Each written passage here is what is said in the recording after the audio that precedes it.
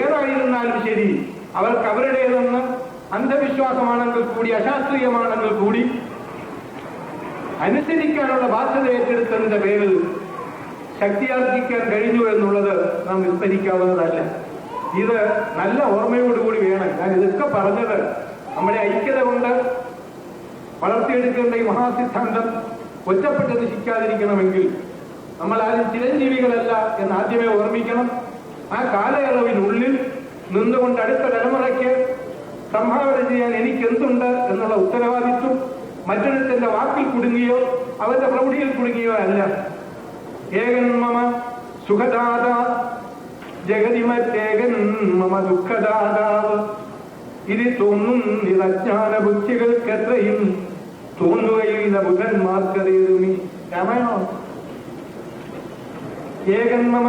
കല്യാണം കഴിഞ്ഞ ആശ്രമത്തിൽ ഇപ്പോ ഞാൻ അവിടെ ചെന്ന് ഇരിക്കുകയാണെങ്കിൽ ദിവസം 4 വരും. ഇങ്ങനെ ഇവിടെ വന്നതിന് ശേഷമാണ് സ്വാമി എനിക്ക് മഹാഭാരതം വിളിച്ചത്. കുറച്ച് കാര്യത്തിലും കണ്ണീരും തുറപ്പും ഒക്കെ വരും.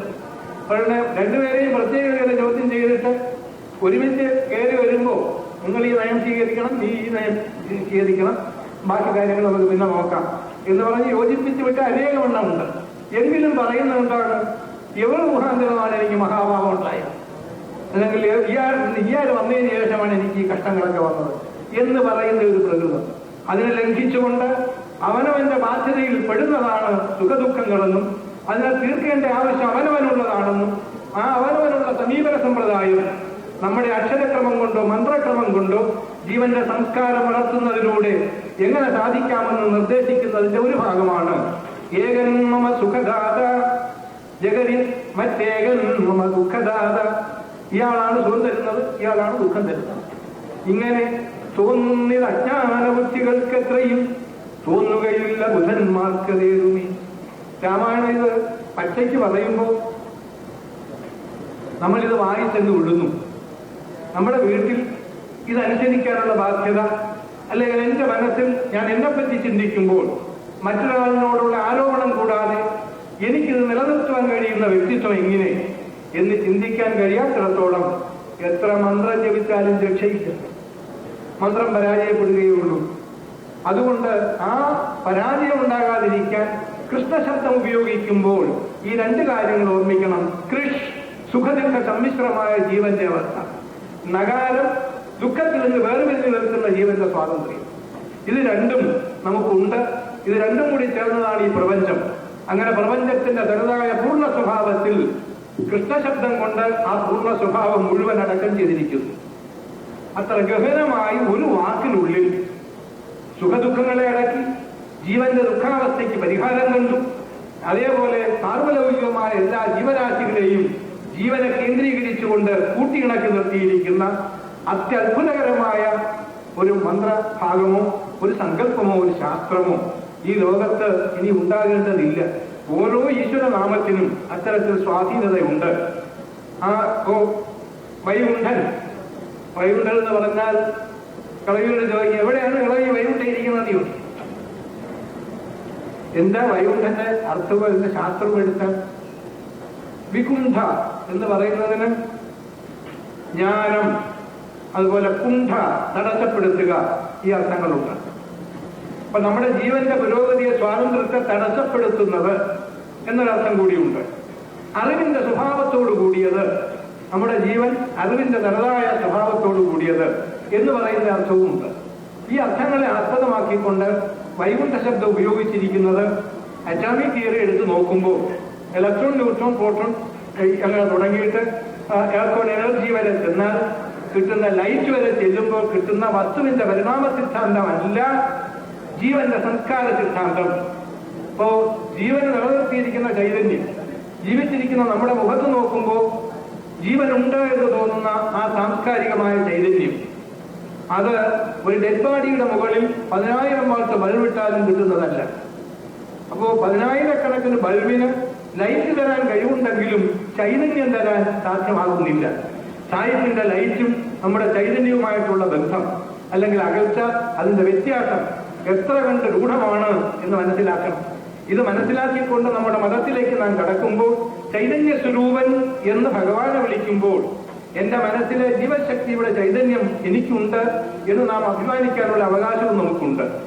ഈ രീതിയിൽ സ്വന്തം മനസ്സിനെ പഠിക്കുവാൻ, പ്രപഞ്ചത്തിലേക്ക് വളർത്തുവാൻ, പ്രപഞ്ചത്തെ വിലയിരുത്തിക്കൊണ്ട് അതിൽ എനിക്കുള്ള പങ്ക് നിർവഹിക്കുവാൻ നമ്മളെ തയ്യാറാക്കുന്ന അതിഗഹനമായിട്ടുള്ള ആശയങ്ങളാണ് നമ്മുടെ ഇത്തരത്തിലുള്ള മന്ത്രങ്ങളിൽ അടക്കം ചെയ്തിട്ടുള്ളത്. അത് ഓർമ്മിച്ചുകൊണ്ട് നമ്മുടെ മന്ത്രഭാഗങ്ങളിലേക്ക് കടക്കുമ്പോഴും ഏതിലോട്ട് കിടക്കുമ്പോഴും അതിന് അത്യാവശ്യമായി തീർന്നിരിക്കുന്നത് ഐക്യഭാവനയാണ്. നമ്മുടെ ശരീരം തന്നെ എടുത്താൽ മതി. ഉദാഹരണത്തിന് കണ്ണെടുത്ത് പുറകിൽ വെച്ച്, മൂക്ക് വേറൊരിടത്ത് വെച്ച്, ചെവികളിൽ ഒന്നിനെ പുറകോട്ട് സ്ഥാപിച്ച് ഒന്ന് മുമ്പേ ഇരുന്നോട്ടെ എന്ന് വെച്ച് ഇങ്ങനെ ഇറക്കി വിട്ടാൽ എങ്ങനെ ഇരിക്കും നമ്മുടെ രൂപം എന്നുള്ളത് നമ്മളൊന്ന് മനസ്സിലാക്കിയാൽ മതി. അത്തരത്തിൽ മനോഹരമായി അറേഞ്ച് ചെയ്ത് വച്ചിരിക്കുന്ന ഈ ശരീരത്തിന്റെ മുഴുവനും സിദ്ധാന്തങ്ങൾ നിലനിൽക്കുന്നത് ഈ പറഞ്ഞ ജീവൻ എന്ന് പറയുന്ന ഏകശക്തിയിൽപ്പെട്ടാണ്.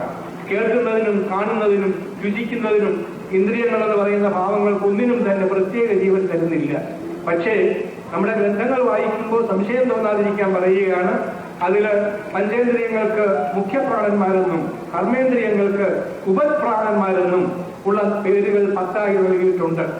ഈ ജ്ഞാനേന്ദ്രിയങ്ങൾ 5 നൽകുന്ന പേര് പ്രാണ, അപാന, സമാന, വ്യാന, ഉദാന. കണ്ണ്, മൂക്ക്, നാക്കിന് 2 ഗുണമുണ്ട്. അഭിപ്രായം, അങ്ങോട്ട് അറിവ് പകർത്തി കൊടുക്കുക, രുചി അറിയുക. ഈ പകർത്തി കൊടുക്കുന്നതിൽ നമുക്ക് സമ്പാദിക്കാനൊന്നുമില്ല, രുചി അറിയുന്നതിൽ സമ്പാദിക്കുന്നുണ്ട്. അപ്പോൾ ഒരു വസ്തുവിന്റെ അറിവ് നമുക്ക് തരുന്നത് കൊണ്ട് നാക്കിന്റെ ഈ അറിവ് തരുന്ന ജ്ഞാനേന്ദ്രിയ ഭാഗമാണ് രുചി അറിയുക എന്നുള്ളത്. അതേപോലെ വാക്ക് കർമ്മേന്ദ്രിയ ഭാഗമാണ്. ഇങ്ങനെ നാവിൽ 2 ഇന്ദ്രിയ ഭാവങ്ങളുണ്ട്. ഇങ്ങനെ ഈ രീതിയിൽ നമ്മൾ കണക്കിലെടുത്താൽ 5 പ്രാണന്മാർക്ക് 5 കർമ്മങ്ങൾ അനുസരിക്കേണ്ടിയിരിക്കുന്നു.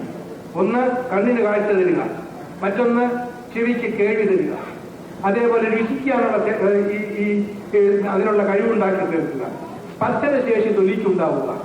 ഇങ്ങനെ ഈ 5 എണ്ണവും നമ്മൾ നോക്കുമ്പോൾ മൂക്കിന് ശ്വസിക്കാനും ഘ്രാണ അറിയാൻ, അല്ലെങ്കിൽ പിന്നെ രുചിക്കാൻ നാവിന് കിട്ടുന്ന ഭാവം പോലെ തന്നെ മൂക്കിന് നല്ലതും ചീത്തയും അറിയാനുള്ള കഴിവ്. ഇതിലേതായിരുന്നാലും അറിവുണ്ടാക്കി തരിക എന്നുള്ള സ്വഭാവത്തിൽ നിന്ന് അത് വ്യതിചലിക്കുന്നില്ല. അങ്ങനെയുള്ള ഈ 5 പ്രാണന്റെ സംസ്കാരത്തെ ആസ്പദമാക്കി നാം നമ്മുടെ വ്യക്തിത്വത്തെ വിലയിരുത്തുമ്പോൾ പ്രാണ, അപാന, സമാന, വ്യാന, ഉദാന എന്ന 5 എണ്ണം. പിന്നീട് നടക്കുന്നത് കണ്ണു അടച്ചുകൊണ്ടൊന്ന് നടന്നു നോക്ക്. കാല് ചെന്ന് കുഴിയിൽ ചാടും, കമന്ന് വീഴും, പല്ല് പറിക്കും.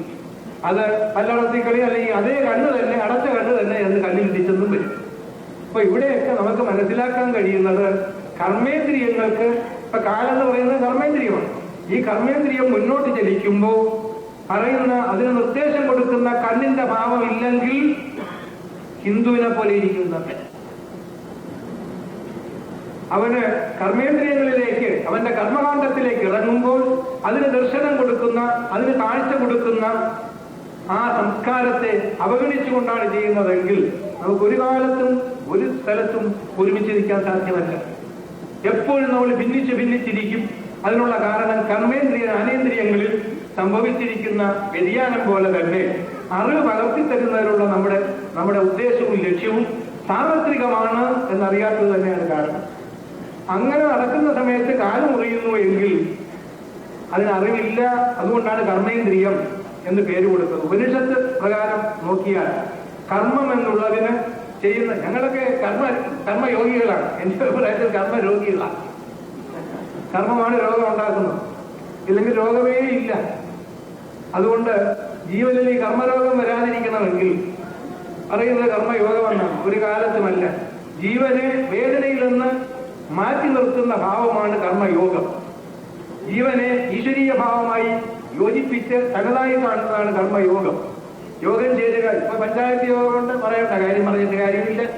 എത്ര യോഗം, കമ്മിറ്റി യോഗമുണ്ട്, പഞ്ചായത്ത് യോഗമുണ്ട്, പാർലമെന്റ് യോഗമുണ്ട്, പല യോഗങ്ങളുണ്ട്. പക്ഷെ ഈ യോഗങ്ങളെല്ലാം എവിടെ നിന്ന് നമ്മുടെ ഭാഷയിൽ വന്നു ചേർന്നു എന്ന് ചോദിച്ചാൽ ജീവസംസ്കാരത്തിൽ നിന്ന് വന്നു ചേർന്നു. അപ്പൊ നമ്മുടെ ജീവസംസ്കാരം വസ്തുക്കളോട് യോജിക്കുമ്പോൾ, കാലാനുസൃതമായിട്ടുള്ള സംഘടനകളോട് യോജിക്കുമ്പോൾ, വ്യക്തികളോട് യോജിക്കുമ്പോൾ, സമ്മേളനങ്ങളോട് യോജിക്കുമ്പോൾ എല്ലാം ഈ യോഗ സിദ്ധാന്തം ഏത് തരത്തിൽ പ്രാധാന്യമർഹിക്കുന്നു എന്നറിയാത്തതിന്റെ ഫലമായി തമ്മിലടി നിലവിലിരിക്കുന്നു. അതുകൊണ്ട് അതിന് മാറ്റം വരത്തക്ക രീതിയിലുള്ള ഒരു പ്രവർത്തന ശൈലി നമ്മുടെ ശരീരത്തെ മാത്രം പഠിച്ചുകൊണ്ട് ഭഗവാൻ നൽകിയിട്ടുള്ള ഈ അത്യനർഹമായ ശരീരം, ഈ ശരീരം എന്ന് പറയാൻ കാര്യം അതിനെ ഉപയോഗിച്ച് കഴിഞ്ഞാൽ ഞാനിവിടെ ഇപ്പോ പല പല മാർഗങ്ങളുണ്ട് എങ്കിലും ഒരു ഉദാഹരണം പറയാം. ഇപ്പോ കപാലഭാതി, അതിനിപ്പോ പുതിയ പേര് വന്നിട്ടുണ്ട്, ആർട്ട് ഓഫ് ലിവിങ്. എന്റെ തനി മലയാളം വൈദ്യപ്പാടെന്നാണ്. ഞാൻ പറയുന്നത് തെറ്റായിട്ടൊന്നും ഇരിക്കണ്ട. ആർട്ട് ഓഫ് ലിവിങ് എന്ന് പറഞ്ഞാൽ വൈദ്യപ്പാട് എന്നേ പറയാൻ പറ്റും. അങ്ങനെ ഒന്ന് നമ്മുടെ വേദ സിദ്ധാന്തത്തിലില്ല. 18 യോഗങ്ങളുള്ള നമ്മുടെ ഗീതയിലില്ല. യോഗതത്വോപനിഷത്ത്, നാദബിന്ദുപനിഷത്ത്, അതേപോലെ ഈ ആശ്രമോപനിഷത്ത്, ഇങ്ങനെ പല പല ഉപനിഷത്തുകൾ, പതഞ്ജലി യോഗസൂത്രം, ഇതിലൊന്നിലും തന്നെ ഇങ്ങനെ ഒരു പേരില്ല. ഇതിനെ എന്തിനാണ് തനതാക്കി ഈ രൂപം കൊടുത്തിരിക്കുന്നത്? സ്വാർത്ഥത അവിടെയും വന്നു. ഇതിന്ന് ബൃഹത് നാരായണോപനിഷത്ത് എന്ന് പറയുന്ന ഉപനിഷത്ത് ഗ്രന്ഥത്തിൽ പറയുന്നു, ജ്ഞാനസാകാരം, കർമ്മസാകാരം, ഉഭയസാകാരം. സാകാരം, ആകാരത്തോട് കൂടിയത്, രൂപത്തോട് കൂടിയത്, അതിന്റെ ഗുണങ്ങളോട് കൂടിയത്, ഇങ്ങനെ അറിവാണ് ഏറ്റവും ശ്രേഷ്ഠം എന്ന് പറഞ്ഞ് കർമ്മങ്ങളെ നിരസിക്കുന്നു എങ്കിൽ കർമ്മങ്ങൾ ഉള്ളിടത്ത് അറിവില്ലെന്നാണല്ലോ അർത്ഥം. അപ്പൊ അതിന് അപൂർണത വന്നിരിക്കുന്നു ജ്ഞാനത്തിന്. ജ്ഞാനം കർമ്മത്തെ നിരസിക്കുമ്പോൾ കർമ്മത്തെ സ്വീകരിക്കുന്നില്ലെങ്കിൽ അതിനുള്ളിൽ ഇത് രണ്ടും രണ്ടായിട്ട് കാണിക്കാനുള്ള ഒരു ഗ്യാപ്പ് വരുന്നു. അപ്പൊ അപൂർണത വന്നു. അപൂർണതയുടെ ലക്ഷണമാണ് പരിമിതി. പരിമിതിയുള്ള എല്ലാം അപൂർണമാണ്. നമ്മുടെ മനസ്സിനായാലും വസ്തുക്കൾക്കായാലും പരിമിതി എന്നുള്ള ഒരു കാര്യമുണ്ടെങ്കിൽ അത് അപൂർണമാണ് എന്നുള്ളൊരു സംശയമില്ല. അങ്ങനെ ഒരു അപൂർണതയ്ക്ക് വഴിതെളിക്കുന്ന സിദ്ധാന്തമായിട്ടുള്ള നമ്മൾ എടുക്കാതിരിക്കാനാണ് പറഞ്ഞത്. കർമ്മസാകാരം, ഉഭയസാകാരം, അതേപോലെ തന്നെ ജ്ഞാനസാകാരം. ജ്ഞാനമാണ് വലുത്, കർമ്മത്തെ നിഷേധിക്കണം. അതിനെ തള്ളിക്കളഞ്ഞിട്ടാണ് പറഞ്ഞിരിക്കുന്നത്, യോഗോഹി ജ്ഞാനഹീനസ്തു നക്ഷമോ മോക്ഷകർമ്മണി. ഇത് നാദബിന്ദുപനിഷത്ത്. യോഗോഹി ജ്ഞാനഹീനസ്തു, ജ്ഞാനമില്ലാത്ത യോഗി, അല്ലെങ്കിൽ യോഗം കൊണ്ട് ഫലമില്ല. തസ്മാത് യോഗം ച ജ്ഞാനം ച മുമുക്ഷുർ ദൃഢമഭ്യസേ, അല്ലെങ്കിൽ മനസ്സിനെ സ്വതന്ത്രമാക്കാൻ ആഗ്രഹിക്കുന്നവൻ മോക്ഷം എന്ന് പറയുന്നത് ആരോ സാങ്ഷൻ ചെയ്യുന്നു, അങ്ങോട്ട് പോകാനൊക്കെ വിഷമമാണ്, അത് ധരിക്കണ്ട. അവനവന്റെ മനസ്സിനെ സ്വതന്ത്രമാക്കാൻ കഴിയണം, അത് തന്നെ മോക്ഷം. അങ്ങനെ ചെയ്യാൻ കഴിയുന്നവന് ഈ പറയുന്ന സിദ്ധാന്തങ്ങൾ അനുസരിച്ചേ തീരൂ. രണ്ടും ഒരേപോലെ സ്വീകരിക്കണമെന്നാണ്. അപ്പോൾ സംഘടനാതലത്തിലായാലും വിഭിന്ന ഭാവങ്ങൾ ഉണ്ടെങ്കിൽ ആ വിഭിന്ന ഭാവങ്ങളെ കൂട്ടിയിണക്കുന്നതിന് ആവശ്യമായ ഒരു സമീപന സമ്പ്രദായം നമ്മൾ ഉണ്ടാക്കിയെടുക്കണമെന്നാണ് ഞാൻ ഈ പറഞ്ഞതിന്റെ അർത്ഥം. 1000 ഉദാഹരണങ്ങൾ കൊണ്ട് നമ്മുടെ ഗ്രന്ഥങ്ങളുടെയും ജീവിതത്തിലെ മന്ത്രയോഗം, ലയയോഗം, രുദ്രയോഗം എന്ന് വേണ്ട പലതുണ്ട്. കർമ്മയോഗം, ജ്ഞാനയോഗം, ഭക്തിയോഗം, ഇങ്ങനെ പലതും.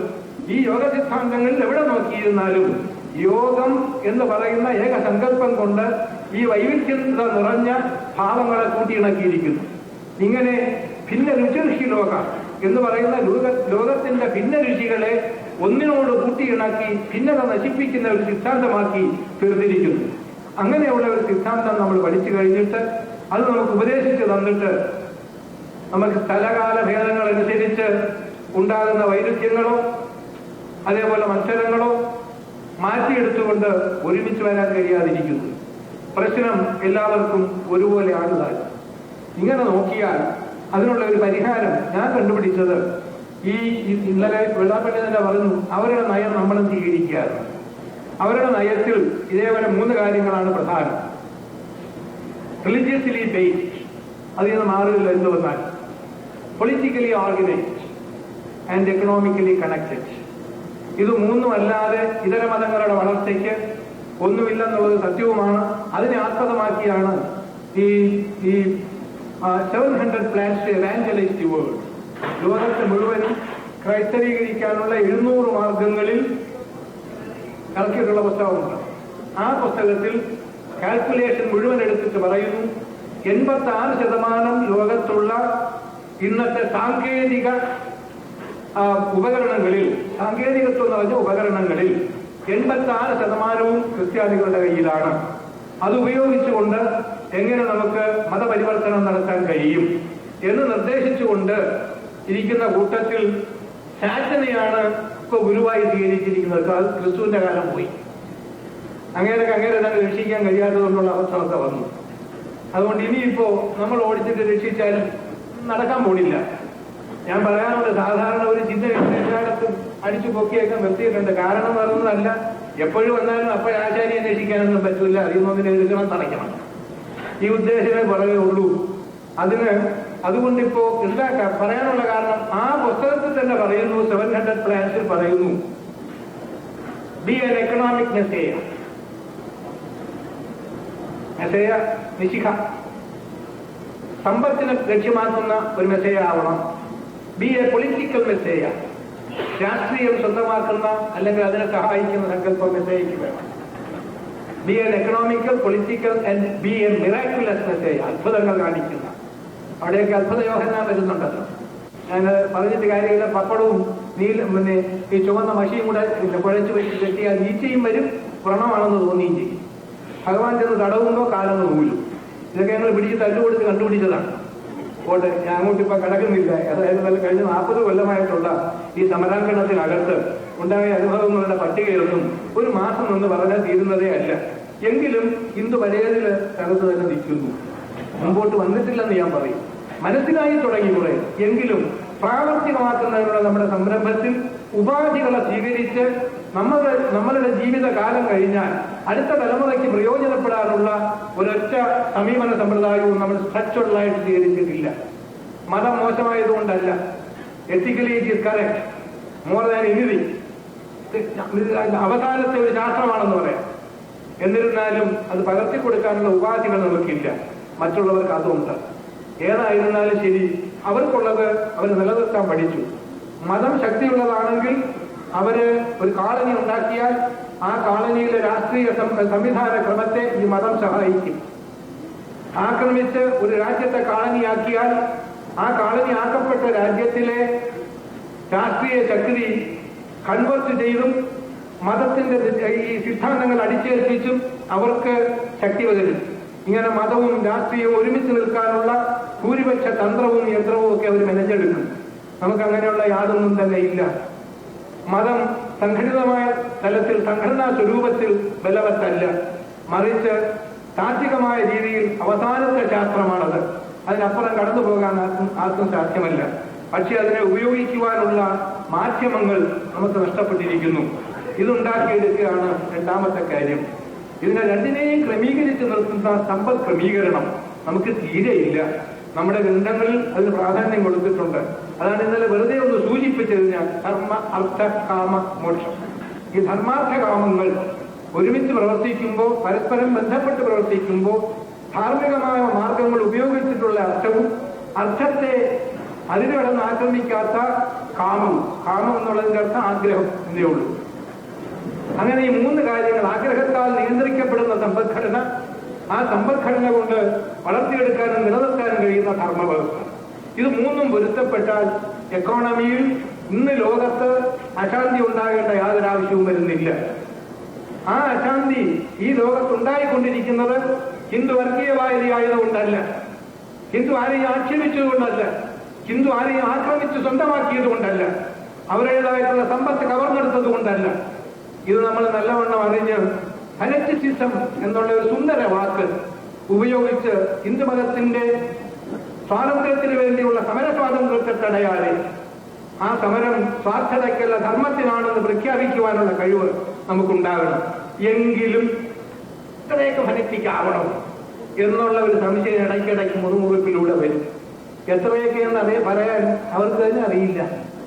ശാസ്ത്രവും മതവും ഒന്നും പഠിക്കാതെ, രണ്ടും അറിഞ്ഞുകൂടാതെ കേൾക്കുന്ന ചില അപശബ്ദങ്ങളാണ് ഇന്ന് നമുക്ക് പലർക്കും അഭിപ്രായ വ്യത്യാസത്തിന് കാരണമാകുന്നത്. അതില്ലാതിരിക്കാൻ ഈ ഒരു ത്രികോണ സിദ്ധാന്തം നാം നമ്മുടെ മനസ്സിൽ വയ്ക്കുക. ഒന്ന്, റിലിജിയൻ, അതിന്റെ തത്വങ്ങൾ എവിടെ, ഇപ്പോ അവിടെയുള്ളവരെടുത്താലും, ന്യൂയോർക്കിലുള്ളവരായാലും ഇവിടെയുള്ളവരായാലും, അതേപോലെ അമേരിക്കയുടെ മറ്റു ഭാഗത്തായിരുന്നാലും, ലോകത്തിന്റെ ഏത് കോണിലായാലും ഹിന്ദുവിനെ സംബന്ധിച്ച് നാം പറയുന്ന കാര്യങ്ങൾ ജീവരാശിയിൽ ഒന്നിനും നിഷേധിക്കാൻ പറ്റാത്ത സത്യമാണ്. അങ്ങനെ കണക്കിലെടുത്തുകൊണ്ട് നോക്കുമ്പോൾ റിലീജിയസ്ലി ബേസ്ഡ് ആയിട്ടുള്ള ഒരു സിദ്ധാന്തം ആദ്യം നമ്മൾ നമ്മുടെ മനസ്സിൽ ബലപ്പെടുത്തണം. ആ റിലിജിയൻ നിലനിർത്തുന്നതിന്, സംസ്കാരം നിലനിർത്തുന്നതിന് ആവശ്യമായ പൊളിറ്റിക്കൽ റൈറ്റ്സ് ഉണ്ടായേ തീരൂ. പോളിറ്റിക്സ് കുതന്ത്രന്മാർക്കുള്ളതല്ല, കപടവൃത്തികൾക്കുള്ളതല്ല, കാലുവാരാനുള്ളതല്ല, മോഷണം നടത്താനുള്ളതല്ല, പാർലമെന്റിൽ കൂടിയിരുന്നുകൊണ്ട് അസംഭ്യങ്ങൾ പുലഭിക്കാനുള്ളതല്ല, ഏതെങ്കിലും ചില ഓമന പേരുകൾ പറഞ്ഞ് നമ്മെ നശിപ്പിക്കാനുള്ളതല്ല എന്ന് മനസ്സിലാക്കി മാമനുസ്മരയിത്യേജ എന്ന് പറഞ്ഞ ഭഗവാന്റെ സന്ദേശവും രാമരാവണ യുദ്ധത്തിലൂടെ അഗസ്ത്യൻ ഇറങ്ങി നിന്നുകൊണ്ട് ഒരു സന്യാസി എന്നുള്ള നിലയിൽ രാവണനെതിരെ നയിക്കുമ്പോൾ ആ കിട്ടിയ സർഗാത്മകമായ ശക്തി, ഈ സർഗാത്മക ശക്തി കൊണ്ട് വളർത്തിയെടുക്കാൻ കഴിഞ്ഞ ധർമ്മം രാമരാവണ യുദ്ധത്തിന് ശേഷവും ഇന്ന് നിലനിൽക്കുന്ന രാമരാജ്യത്തിന്റെ സങ്കല്പമായിരിക്കുന്നു. അതിനുള്ള കാരണം രാമൻ സമ്പാദിച്ചില്ല എന്നുള്ളതാണ്. രാമൻ ഒരു രാജാവെന്നുള്ള നിലയിൽ രാവണ രാജ്യത്തെ സ്വന്തം രാജ്യത്തോട് അയോധ്യയോട് ചേർത്തില്ല.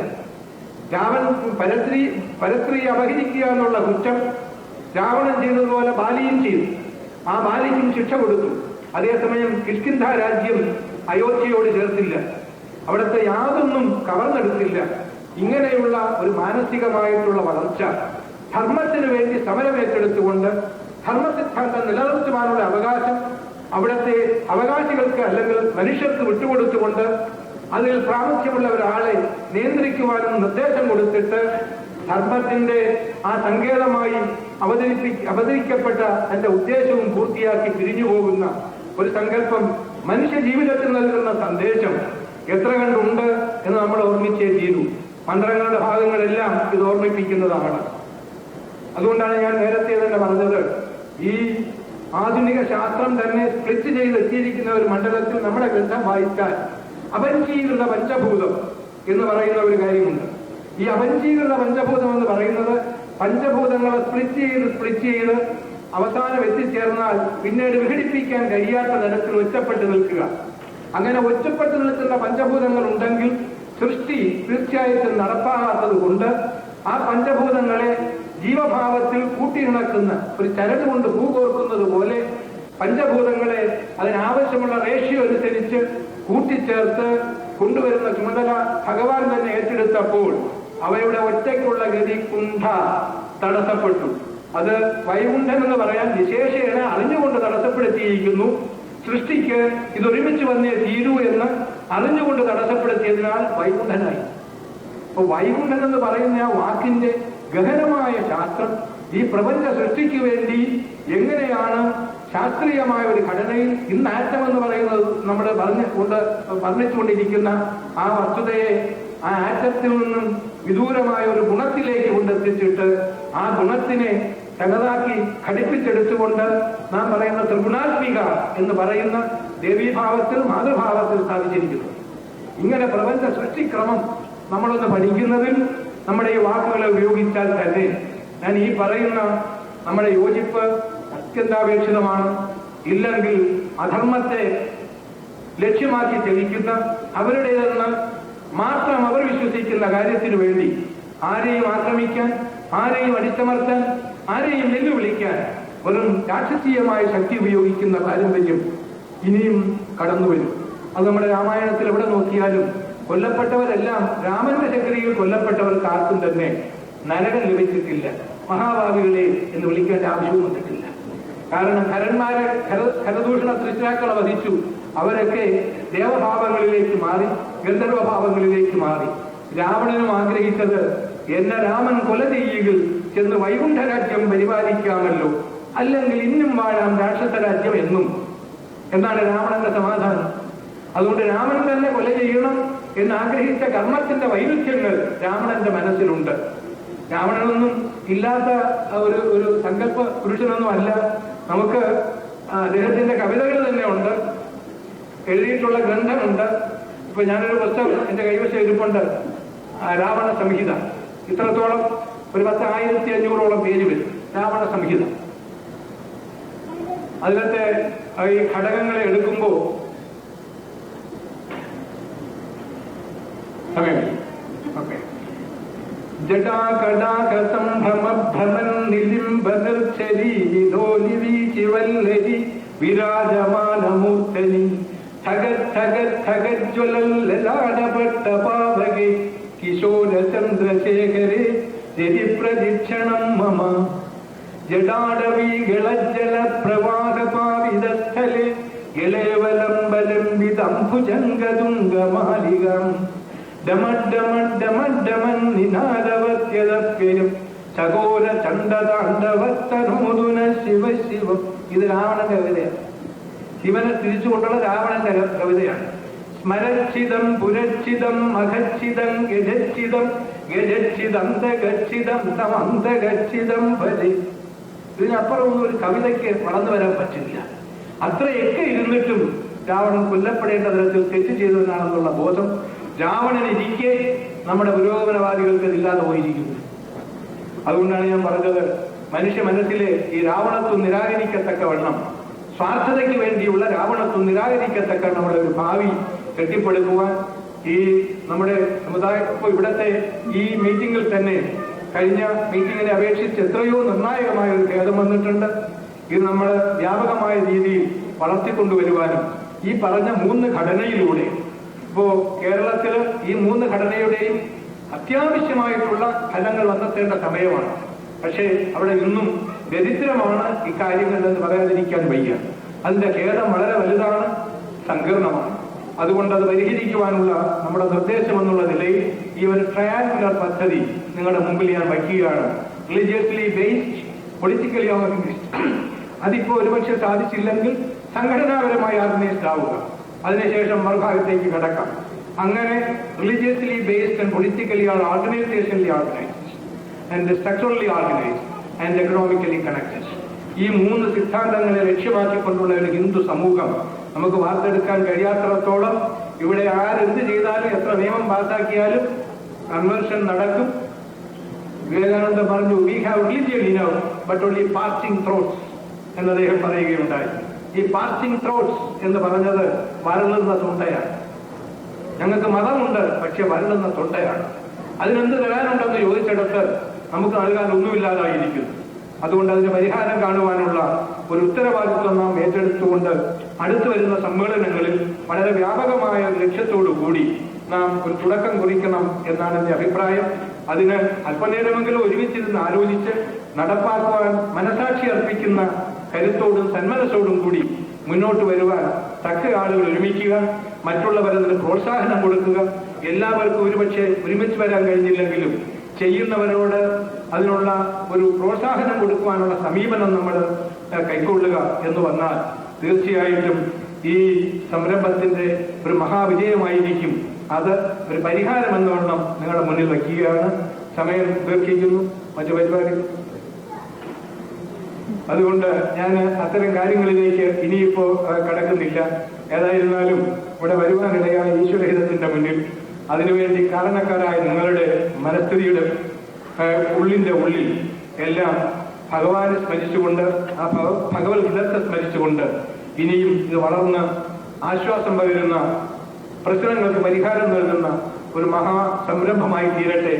അനൈക്യതകൾ മറക്കപ്പെടട്ടെ, ശത്രുഭാവം ഇല്ലാതാകട്ടെ, ഈഗോ എന്ന് പറയുന്ന ദേഹാഭിമാനം അല്പമൊന്ന് ത്യാഗം കൊണ്ട് മാറ്റിവെക്കുവാൻ ഇടവരട്ടെ എന്ന് പ്രാർത്ഥിച്ചുകൊണ്ട് ഇതേവരെ ഈ ലോകത്തിന് നൽകിയിട്ടുള്ള സമസ്ത മഹത്തരമായ സംഭാവനകൾക്കും അവകാശി ഈ ഭാരതത്തിലെ ഋഷിപരമ്പര വളർത്തിയെടുത്ത് നമ്മളെ ഈ രംഗത്ത് സംവിധാനം ചെയ്തിരിക്കുന്ന അവരുടെ തപസ്സിന്റെ ഫലമായി ഉണ്ടായതാണ് എന്ന് അഭിമാനപൂർവ്വം സ്മരിച്ചുകൊണ്ട്, കാകൻ പറന്ന് പുനരന്നങ്ങൾ പോയ വഴി പോകുന്ന പോലെ ആ കണക്കിന് അതിനെ പിന്തുടരുന്ന എനിക്ക് നിങ്ങളോട് അഭ്യർത്ഥിക്കുവാനുള്ള ഏക കാര്യം ഇത് മാത്രമാണ്: മത്സരിക്കാതിരിക്കുക.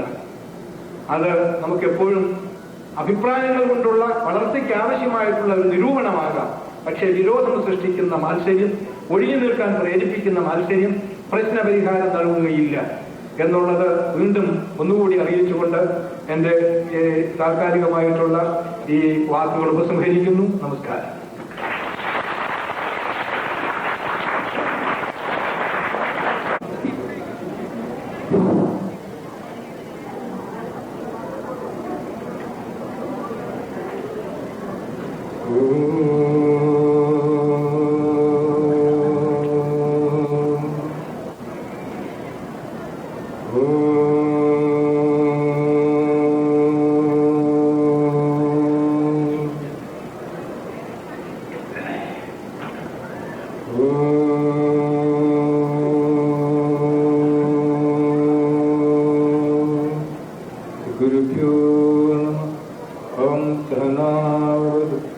സനോ ഭുനക്തു സഹ വീര്യം കരവാവഹൈ തേജസ്വിനാവധീതമസ്തു മാ വിദ്വിഷാവഹൈ.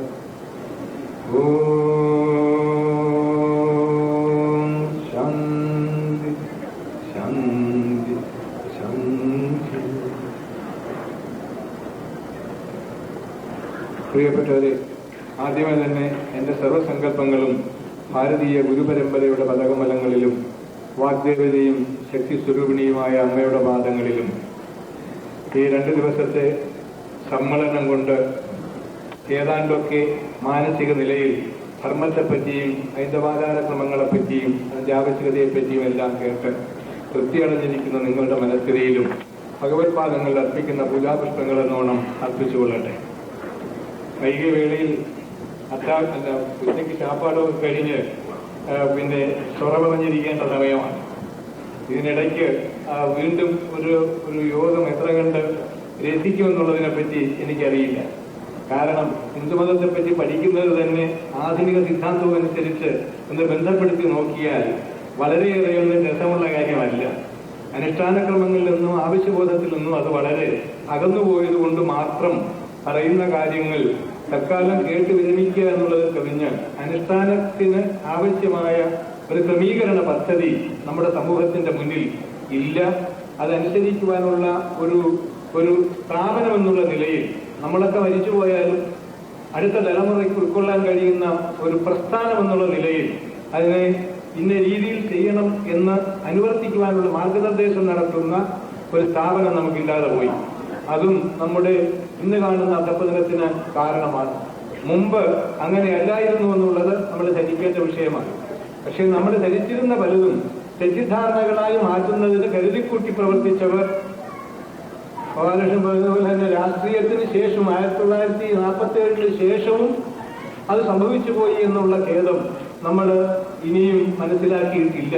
നമുക്ക് ആ അപകടം എങ്ങനെ സംഭവിച്ചു എന്നുള്ളതിന് പരിഹാരവും നമ്മൾ നിർദ്ദേശിച്ചിട്ടില്ല. അതുകൊണ്ട് ചില കാര്യങ്ങളിൽ എനിക്ക് ക്രിയാത്മകമായ ചില കാര്യങ്ങളാണ് പറയാനുള്ളത്. കഴിഞ്ഞ 40 കൊല്ലത്തോളമാകും ഞാൻ ഹിന്ദുവിനെ പരിഷ്കരിക്കുന്ന അല്ലെങ്കിൽ നന്നാക്കുന്ന കാര്യങ്ങളുമായി ഇറങ്ങിയിട്ട്. 4-5 മണിക്കൂർ തൊട്ട് തുടങ്ങി 7.25 മണിക്കൂർ വരെ പ്രസംഗിച്ച ദിവസങ്ങളുണ്ട് ഒരേ നിലയിൽ. അങ്ങനെയുള്ള ആവശ്യങ്ങൾ വന്ന സമയങ്ങളിൽ അതെല്ലാം ചെയ്തിട്ടുമുണ്ട്, ഫലവും ഉണ്ടായിട്ടുണ്ട്. എങ്കിലും ഉണ്ടായ ഫലങ്ങളൊക്കെ വീണ്ടും വിതേടായി വേഗറീസ് ഓഫ് വെതർ എന്ന് പറഞ്ഞതുപോലെ അതിൽപ്പെട്ടങ്ങനെ ഒഴുകിപ്പോകുന്നതല്ലാതെ കാലാവസ്ഥയ്ക്ക് അന്നുണ്ടാകുന്ന പരിസ്ഥിതിയിൽപ്പെട്ട് അലഞ്ഞു പോകുന്നതല്ലാതെ ഒരു കേന്ദ്ര ബിന്ദുവിനെ ആസ്പദമാക്കി ഒരു കേന്ദ്ര സത്തയെ ആസ്പദമാക്കി വികസിച്ചു വരുന്നതിനുള്ള ഒരു സംഘടനാ നീതി ഉണ്ടാക്കാൻ നമുക്ക് കഴിഞ്ഞിട്ടില്ല. പല സ്ഥലങ്ങളിലും വെള്ളാപ്പള്ളി തന്നെ മിക്കവാറും പറഞ്ഞു കാണുമെന്നാണ് എന്റെ പൂർണ്ണ വിശ്വാസം. ഒരു ഭാഗം യോജിക്കാൻ ആവശ്യപ്പെടുമ്പോൾ അതിനുവേണ്ടി തയ്യാറായാൽ മറുഭാഗം സമദൂരം പറയുന്ന കാര്യങ്ങളൊക്കെ പറഞ്ഞല്ലോ. അതുകൊണ്ട് അത്തരത്തിലുള്ള ഒരു കുറവ് ഇന്നും അവശേഷിക്കുന്നു. നമ്മളിവിടെ സംഘടനയുണ്ട്, അതേപോലെ ന്യൂയോർക്കിൽ നിന്ന് പലരും വന്നിട്ടുണ്ട്, അവരവിടെ ഒന്ന് രൂപീകരിച്ചിട്ടുണ്ട്. ഇതിനെല്ലാം അതാത് സ്ഥലങ്ങളിലെ കൂടിയിരിക്കുന്നവർ ഉൾപ്പെടെയുള്ള ചില തീരുമാനങ്ങളിൽ കവിഞ്ഞ് പൊതുവായ ഒരു ബന്ധം സ്ഥാപിക്കുവാൻ എന്താണുള്ളത് എന്ന് ചോദിച്ചാൽ ഇതര മതങ്ങളെ സംബന്ധിച്ച് അവർക്ക് അവകാശപ്പെടുവാനും പറയുവാനും നിർദ്ദേശിക്കുവാനും നിലനിർത്തി പ്രവർത്തിപ്പിക്കുവാനും കഴിയുന്ന ചില പദ്ധതികളുണ്ട്. ആ പദ്ധതിയിൽ എന്റെ ഇതുവരെയുള്ള പഠനക്രമത്തിൽ നിന്ന് എനിക്ക് മനസ്സിലായത് ഒരു ട്രയാങ്കുലർ പദ്ധതിയാണ്, ഒരു ത്രികോണ സ്വഭാവത്തോടു കൂടിയത്. First religiously based system of their own society. അതിൽ നിന്ന് അവർ മാറാറില്ല. മറ്റെന്തെല്ലാം അപഖ്യാതികൾ ഉണ്ടായാലും ശരി, എന്തെല്ലാം ഈ വളരെ പ്രത്യാഘാതങ്ങൾ ഉണ്ടായാലും ശരി, സാമ്പത്തിക ഘടന ഭദ്രമോ അതല്ല ശോഷിച്ചതും ഏതായാലും ശരി, അവരേറ്റെടുത്തിരിക്കുന്ന മതവിശ്വാസ ക്രമങ്ങളിൽ നിന്ന് മാറി വരുന്നതിനോ അതിന് വിപരീതമായി നിലനിൽക്കുന്നതിനോ ആവശ്യമായിട്ടുള്ള ഒരു പദ്ധതിയും അവർ ഏറ്റെടുക്കുകയില്ല. ഇത് അവരുടെ അടിസ്ഥാന പ്രമാണമാണെന്ന് നാം ധരിക്കണം. മുസ്ലിമിനെ സംബന്ധിച്ച് 56 രാജ്യങ്ങളോളം ഈ ലോകത്ത് സമ്പാദിച്ചു കൊടുക്കുവാൻ അവർക്ക് ഇടം നൽകിയതും ഈ പദ്ധതി തന്നെയാണ്. ആ പദ്ധതിയിൽ അടിയുറച്ച് നിന്നുകൊണ്ട് സ്വീകരിച്ച മാർഗം ഒരുപക്ഷെ മനുഷ്യത്വത്തിനെ ധ്വംസിക്കുന്നതോ ഹിംസിക്കുന്നതോ ഏതായിരുന്നാലും അതിന് അതിൻ്റെതായിട്ടുള്ള ചരിത്രരേഖകൾ ഉണ്ടെങ്കിൽ കൂടി അവരുടെ ആധിപത്യം ഇന്ന് സെക്കുലാരിസത്തിന്റെ പേരിൽ ആടിയാടി നിൽക്കുന്ന നമുക്ക് ഇന്ന് ചോദ്യം ചെയ്യാൻ സാധ്യമല്ല. അതുകൊണ്ട് ശക്തികേന്ദ്രമായി മാറിയിട്ടുള്ള അവരുടെ അത്തരം പ്രസ്ഥാനങ്ങൾ അതിനെ നേരിടുന്നതിന് ആവശ്യമായ ഏത് മാർഗമാണ് ഒരു സമൂഹത്തിനുള്ളത് എന്ന് നമ്മൾ ആലോചിക്കേണ്ടി വരും. സമൂഹം ആലോചിക്കേണ്ടി വരുന്നത് ഗവൺമെന്റിന് അത് കഴിയാത്തത് കൊണ്ട് തന്നെ. ഒരു രാജ്യത്തിലെ സാംസ്കാരിക രാഷ്ട്രീയ പൊരുത്തമില്ലാത്ത രാജ്യം നന്നാവുകയില്ല. ഏത് രാജ്യവും മുന്നോട്ട് വന്നത് ഹിംസാത്മകമായിട്ടാണെങ്കിൽ പോലും മുഹമ്മദീയ രാജ്യങ്ങളിലെ മുഹമ്മദ് മത സിദ്ധാന്തവും ആ രാജ്യവും ഇന്ന് അടികൂടി ബഹളം പിടിച്ച് ലോകത്തെ ആക്രമിച്ച് ഇന്നും നമ്മുടെ ഹൃദയത്തിന്റെ മതിൽക്കെട്ടുകൾക്കുള്ളിൽ വന്നിടിക്കുന്ന സംഭവങ്ങളുമായി നാം അത് ഇടതെത്തിച്ച് നോക്കിയാൽ ഇത്രയൊക്കെ സംഭവിച്ചുവെങ്കിലും ഇത്രയൊക്കെ ഹീനമാണെങ്കിലും അവർ നിലനിൽക്കുന്നത് അവരുടെ സംഘടിതമായ ലക്ഷ്യബോധം കൊണ്ട് തന്നെ. നമുക്ക് ലോകത്തെ മുഴുവൻ ഉൾക്കൊള്ളാൻ, പ്രപഞ്ചത്തെ മുഴുവൻ ഉൾക്കൊള്ളുവാൻ ഒരു വ്യക്തിയെ വളർത്തിയെടുക്കുന്നതിന് ആവശ്യമായ ക്രമീകരണ വ്യവസ്ഥ തന്നിട്ട് അത് പാലിക്കുന്നതിനും അതിനെതിരെയുള്ള ആഹ്വാനങ്ങളെ ശ്രദ്ധിക്കുവാനുള്ള നിർദ്ദേശം തന്നിട്ടും അത് ശ്രദ്ധിക്കാതെ തങ്ങളിൽ നാം തമ്മിലടിച്ച് പിരിയുകയാണ് ചെയ്യുന്നത് പല കാര്യങ്ങളിലും. ഒരുപക്ഷെ ഈ ശരീരത്തോട് അടിക്കുന്ന പ്രാകൃതമായ ഭാവം കാണിച്ചില്ലെങ്കിലും മനസ്സിനോട് മത്സരിക്കുന്ന ഒരു ഒളിഞ്ഞു നിൽക്കുന്ന ഭാവം നമുക്കുണ്ട് എന്നുള്ളതിന് സംശയമില്ല. ഇതിൽ നിന്ന് വ്യത്യസ്തമായിട്ടുള്ള ഒരു പരിഗണന നാം നൽകിയില്ല എങ്കിൽ നമ്മുടെ സമൂഹത്തിന് ശാശ്വതമായ നിലനിൽപ്പ് പ്രയാസമാണ്. നശിക്കുകയില്ല എന്ന് പറയുന്നത് നല്ലതാണ്. പക്ഷേ കലിയുഗത്തിന്റെ സിദ്ധാന്തമനുസരിച്ച് നോക്കുമ്പോൾ ധർമ്മനാശം സംഭവിച്ചേ തീരു പലയിടങ്ങളിലും. ധർമ്മനാശം മറ്റുള്ളവരെ സംബന്ധിച്ച് അവരുടെ കൈമുതലാണ്. നമുക്ക് ബാക്കിയുള്ളതും കൂടെ കഴിഞ്ഞാൽ പിന്നീട് നമ്മൾ ഒരു സെർവന്റ് ക്ലാസ് ആയിട്ട് തീരുകയാണ് ചെയ്യുന്നത്. കേരളത്തെ സംബന്ധിച്ച് നോക്കിയാൽ തന്നെ ഇന്നത്തെ ഈ വസ്തുവകകളുടെ കൈവശാവകാശം മുഴുവൻ കോഴിക്കോട് മുതൽ കാസർഗോഡ് മുതൽ ഇങ്ങോട്ട് നോക്കിയാൽ എനിക്ക് ഓരോ സ്ഥലവും എടുത്തു പറയാൻ കഴിയും. മാവൂർ റോഡിലൊക്കെ മെഡിക്കൽ കോളേജ് വരെ ചെന്നെത്തുന്ന സ്ഥലങ്ങളിൽ ഒരു ചെറിയ പ്ലാട്ട് പോലും ഒരു മുസ്ലിമിന് ഇല്ലാതിരുന്നത് ഇന്നൊരു റൂം കിട്ടുന്നതിന് ഒരു ഹിന്ദു തെറ്റി നടന്നാൽ കിട്ടുകയില്ല. അത്തരത്തിൽ വലിയ വലിയ ബിൽഡിങ്ങുകളോടുകൂടി മുസ്ലിങ്ങൾ അവിടെ ആധിപത്യം സ്ഥാപിച്ചു കഴിഞ്ഞു. അവിടങ്ങളിലൊന്നും സെക്കുലാറിസത്തിന് യാതൊരു സ്ഥാനവുമില്ല. മഹമ്മദീയ മതസിദ്ധാന്തങ്ങളിൽ നമ്മൾ ഇവിടുത്തെ കോൺസ്റ്റിറ്റ്യൂഷനെ ഒബേ ചെയ്യുന്നില്ല എന്ന്, അതിനെ അനുസരിക്കുന്നില്ല എന്ന് വിളിച്ചു പറഞ്ഞ ഉദാഹരണങ്ങൾ അനേകമുണ്ട്. ഷാബാനോ കേസൊക്കെ ഞാൻ നിങ്ങളോട് പറയണ്ട.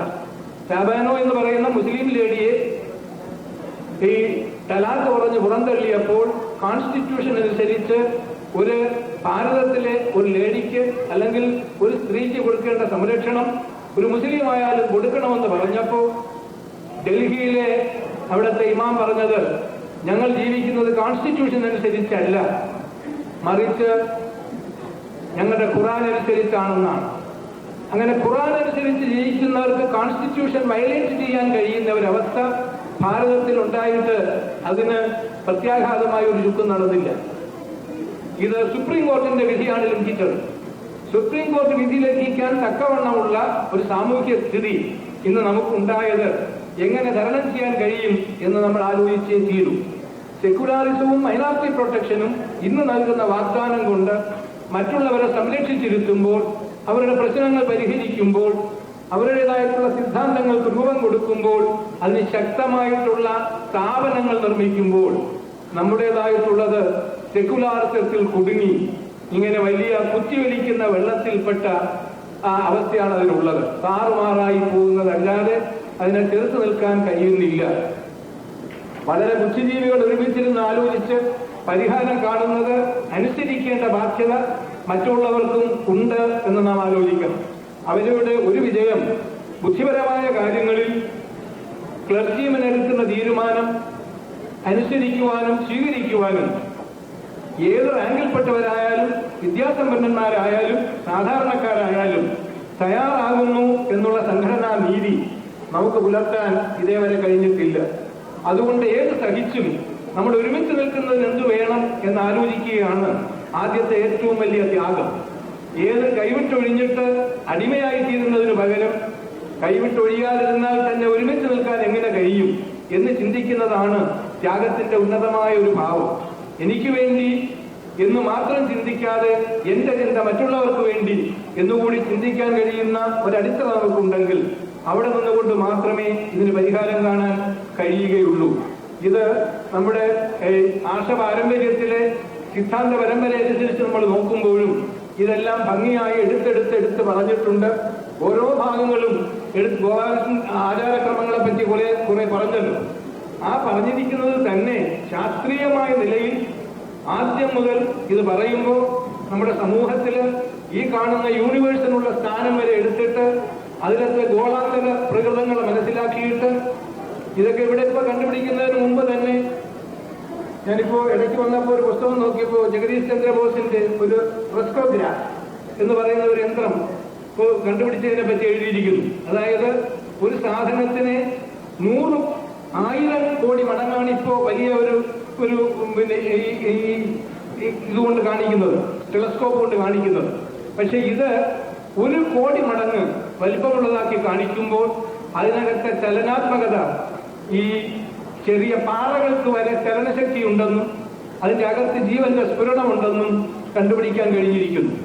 ഇത്ര മഹത്തരമായിട്ടുള്ളൊരു കണ്ടുപിടുത്തം കൊണ്ട് പാറകൾക്ക് ഇഞ്ചക്ഷൻ കൊടുത്താൽ ആ പാറകളുടെ ഉള്ളിലെ ഈ പുറ്റുപോലെ വരുന്ന ആ ഭാഗങ്ങൾ വ്രണം, നമ്മുടെ ശരീരത്തിലെ വ്രണം പരിഹരിക്കാൻ കഴിയുന്നത് പോലെ കൂടി വരുന്നതിന് ആവശ്യമായ പല സംഭാവനകളും നൽകുന്നു എന്ന് തെളിയിച്ചപ്പോ വസുധയേവ കുടുംബകം എന്ന് പറഞ്ഞ ഭാരതത്തിന്റെ സംസ്കാരം എത്രയെത്ര ആഴത്തിലേക്ക് നമ്മൾ പറയുന്ന അനിമേറ്റെന്നോ ഇന്നനിമേറ്റെന്നോ പറയുന്ന ചരാചരങ്ങളിലേക്ക് കടന്നു ചെല്ലാൻ തയ്യാറായിട്ടുണ്ട്, ശക്തിയുള്ളതായിട്ടുണ്ടെന്ന് നമ്മൾ തീരുമാനിക്കേണ്ടിയിരിക്കുന്നു. അത് നമുക്ക് ചിന്തിക്കാൻ ഇടമില്ല, അത് പഠിപ്പിക്കുവാനുള്ള ഒരു ക്രമീകരണ വ്യവസ്ഥയില്ല. ഇങ്ങനെ നമ്മുടെ മതപഠനത്തിന് ആവശ്യമായിട്ടുള്ള ഒരു താൽക്കാലിക വികാരം കൊണ്ട് അത് സാധ്യമല്ലെന്ന് ഞാൻ തീർത്ത് പറയുകയാണ്. അനേകം കൊല്ലത്തെ ഉഗ്രമായ തപസ്സിന്റെ ഫലമായി ഈ ലോകത്തിന്റെ ചെറിയ ചലനങ്ങൾ വരെ കണ്ടെടുത്തിട്ടാണ് മന്ത്രങ്ങളും മറ്റും എഴുതിയിരിക്കുന്നത്. സപ്തസ്വര നിർമ്മാണം പോലും നാരദീയ സൂക്തമാണ്. അതിൽ അതിപ്രധാനമായി ആദ്യമായി സപ്തസ്വരങ്ങൾക്ക് രൂപം നൽകിയത് നാരദനാണ്. ഈ നാരദനെന്ന് കേട്ടാൽ തന്നെ നമുക്ക് കിട്ടുന്ന ഉത്തരം എന്താണെന്ന് നിങ്ങൾക്കറിയാം. നാരദൻ നുണയനെന്നാണ്, ഏഷണിക്കാരനെന്നാണ് വയ്പ്. പക്ഷെ ആ വാക്കിന് അങ്ങനെ ഒരു അർത്ഥമേ ഇല്ല. നാരം എന്നുള്ളതിന് 3 അർത്ഥം കൊടുത്തിട്ടുള്ളതിൽ പ്രധാനം അറിവ്, നരസമൂഹം, ജലം. ഈ 3 അർത്ഥങ്ങളാണ് നാരം എന്ന വാക്കിനുള്ളത്. ദം, ദാനം ചെയ്യുന്നത്. അപ്പൊ നാരത്തെ ദാനം ചെയ്യുന്നത് അല്ലെങ്കിൽ അറിവിനെ കൊടുക്കുന്നത് എന്നാണ് നാരദൻ എന്നുള്ള വാക്കിന്റെ അർത്ഥം. നമ്മുടെ പല വാക്കുകളും തെറ്റിദ്ധരിച്ച് പ്രാകൃതമായ ചെവിക്ക് ചെവി നിറയുന്ന നുണകളായി മാറിയിരിക്കുന്നു. പലയിടത്തും നമ്മൾ നോക്കിയാൽ കാണാൻ കഴിയും. നാരദൻ എന്നുള്ള വാക്കിന്റെ അർത്ഥം ഇത്ര പ്രൗഢമാണ്. സഞ്ചരിച്ച് അധർമ്മം എവിടെയുണ്ടോ അത് കണ്ടുപിടിച്ച് അതിനെതിരെ സമരം സംഘടിപ്പിക്കാൻ ഇത്ര വിദഗ്ധനായ ഒരാള് വേറെയില്ല. അങ്ങനെ സമരം സംഘടിപ്പിച്ചതിന് ശേഷം അധർമ്മത്തെ നിരാകരിക്കുന്നതിന് ആവശ്യമായിട്ടുള്ള നിർദ്ദേശങ്ങൾ വച്ച് മുന്നോട്ട് പോകുന്നവനായതുകൊണ്ടാണ് നാരദൻ എന്ന് പേര് വന്നത്. ആ നാരദനെ നമ്മൾ ഇങ്ങനെ കണ്ടു. ഇതേപോലെ ഓരോ വാക്കിനുമുള്ള ശാസ്ത്രീയാടിസ്ഥാനം എടുത്ത് പരിശോധിച്ചാൽ അതിഗഹനമാണ് ആശയം. കൃഷ്ണൻ എന്നൊരു വാക്ക് നമ്മൾ എടുക്കാൻ കൃഷ്ണ ഭൂവാചക ശബ്ദ നഷ്ടവാചക തയോരൈക്യം പരം ബ്രഹ്മ കൃഷ്ണ വിധീയതേ. കൃഷ്ണൻ എന്ന് വിളിക്കുന്നു. എങ്ങനെയുള്ളതിന്? കൃഷ് ഭൂവാചക ശബ്ദ കൃഷ്ണൻ എന്നുള്ളതിന് 2ആയി വിഭജിച്ചാൽ കൃഷ് ശബ്ദത്തിന് കൊടുത്തിരിക്കുന്നത് ഭൂവാചകം. ഭൂവാചകം എന്ന് പറയുമ്പോൾ മണ്ണ് കുഴിച്ച് കിട്ടുന്നതോ മണ്ണിന്റെ സംബന്ധിച്ചതോ എന്നൊക്കെ പറയാം. ഒരുപക്ഷെ അതല്ല ഇവിടുത്തെ അർത്ഥം. രൂപനാമങ്ങളോട് കൂടിയത് നമ്മുടെ ജീവനിൽ ഏതെങ്കിലും ഒരു വസ്തുവിനെ പറ്റിയുള്ള സംസ്കാരം നിർണയിക്കുന്നതിന് ആവശ്യമായ impact and impression created inside എന്ന് പറയാവുന്ന രീതിയിൽ എന്തെല്ലാം അവശേഷിക്കുന്നോ അതിനെല്ലാം ഈ പറയുന്ന കൃഷ് ശബ്ദമുണ്ട്. ഇപ്പൊ കൃഷ് ശബ്ദം കൊണ്ട് നമുക്ക് എന്ത് അനുഭവം ഉണ്ടാകുന്നു എന്ന് നമ്മൾ കണ്ടുപിടിക്കണം. ഈ കൃഷ് ശബ്ദം ജീവനെ ഒരു വസ്തുവിനോട് ബന്ധിപ്പിക്കുമ്പോൾ ആ വസ്തുവിനും ജീവനും തമ്മിലുള്ള ഒരു ചെറിയ മത്സരമോ അംഗീകാരമോ നടക്കും. വേണ്ടാത്തതാണെങ്കിലോ കല്യാണം ഒഴിയേണ്ട കാര്യമാണെങ്കിലോ അവിടുത്തെ അംഗീകാരം വേണമെന്നല്ല, മാത്സര്യം തന്നെയായിരിക്കും. അപ്പോൾ ജീവൻ ഏറ്റവും ഇഷ്ടപ്പെട്ട ഒന്ന് അതുവരെ ആയിരുന്നതിനെ ത്യജിക്കാനുള്ള ഒരു വലിയ സമരത്തിൽ ഏർപ്പെടും. മറുഭാഗത്ത് അംഗീകാരത്തിനുള്ള ഒരു സമ്മതം മൂടും. ഇങ്ങനെ നമ്മുടെ ജീവനിൽ ഈ വ്യതിയാനങ്ങൾ സംഭവിക്കുന്നു. ആരുടെയും മകൻ കരയുന്നത് കണ്ടിട്ടോ അച്ഛൻ മരിച്ചപ്പോൾ എഴുച്ചിരുന്ന് കരയേണ്ട മക്കളെ ഞാൻ പിന്നീട് വന്നേക്കാമെന്ന് പറഞ്ഞിട്ടില്ല. അച്ഛന്റെ കണ്ണിൽ നിന്ന് കണ്ണുനീര് വന്നിട്ടുമില്ല. അപ്പൊ അങ്ങനെ നോക്കുമ്പോൾ ശരീരത്തെ സംബന്ധിച്ചുള്ള നിലനിൽപ്പിൽ ഒരു വ്യക്തിക്കുള്ള ഭാവം ജീവനെ അടിസ്ഥാനമാക്കി അല്ലാതെ വിലയിരുത്താൻ കഴിയുകയില്ല. ഇങ്ങനെ ജീവനിൽ സൃഷ്ടിക്കുന്ന വസ്തുക്കളുടെ പ്രതികരണശേഷി അല്ലെങ്കിൽ ജീവനെ സ്വാധീനപ്പെടുത്തുന്നതിനുള്ള വസ്തുക്കളുടെ പ്രതികരണശേഷി കൂടുന്തോറും ജീവന്റെ സ്വാതന്ത്ര്യം കുറഞ്ഞു വരും. അങ്ങനെ കുറഞ്ഞു വരുന്ന ജീവന്റെ സ്വാതന്ത്ര്യ സ്വഭാവത്തെയാണ് നാം പാപം എന്ന് വിളിക്കുന്നത്. പുണ്യവും പാപവും ഒക്കെ ഈ അവനത്തിന് കഞ്ഞി കൊടുത്തു അല്ലെങ്കിൽ അവന് 10 രൂപ കൊടുത്തു അതുകൊണ്ട് നിൽക്കുന്നില്ല. അവനവന്റെ മനസ്സിനെ ആഗ്രഹങ്ങൾ എപ്രകാരം ബന്ധിക്കുന്നു, ആ ബന്ധനത്തിൽപ്പെട്ട് പ്രാണന് എത്ര കണ്ട് മുക്തിയാർജിക്കാൻ കഴിയാതിരിക്കുന്നു, ആ അവസ്ഥയാണ് നമ്മൾ പാപം എന്ന് പറഞ്ഞിട്ടുള്ളത്. അത് അനുഭവത്തിൽ കൂടി നാം ചിന്തിച്ചു നോക്കിയാൽ അറിയാം. എന്റേത് എന്ന് തോന്നുന്ന വസ്തുവിന്റെ നഷ്ടം, അത് നഷ്ടപ്പെട്ടാലുണ്ടാകുന്ന ഖേദം, ഇതൊക്കെ എന്റേതെന്ന് കരുതിയ വസ്തുവിന്റെ രൂപത്തിലും ആ വസ്തുവിന്റെ ഗുണത്തിലും അതേപോലെ അതിന്റെ ബാക്കി ഘടകങ്ങളോടും ബന്ധപ്പെട്ടുള്ളതാണ്. ശരീരത്തോട് ബന്ധപ്പെട്ട് അച്ഛൻ മരിച്ചുപോയ അച്ഛനോ അമ്മയ്ക്കോ മറ്റാർക്കുമോ ഒരു കാലത്തും ശരീരത്തോട് ബന്ധപ്പെട്ടിട്ടുള്ള ഒരു ഖേദം ആ വസ്തുവിനെ സംബന്ധിച്ച് ഉണ്ടാവുകയില്ല.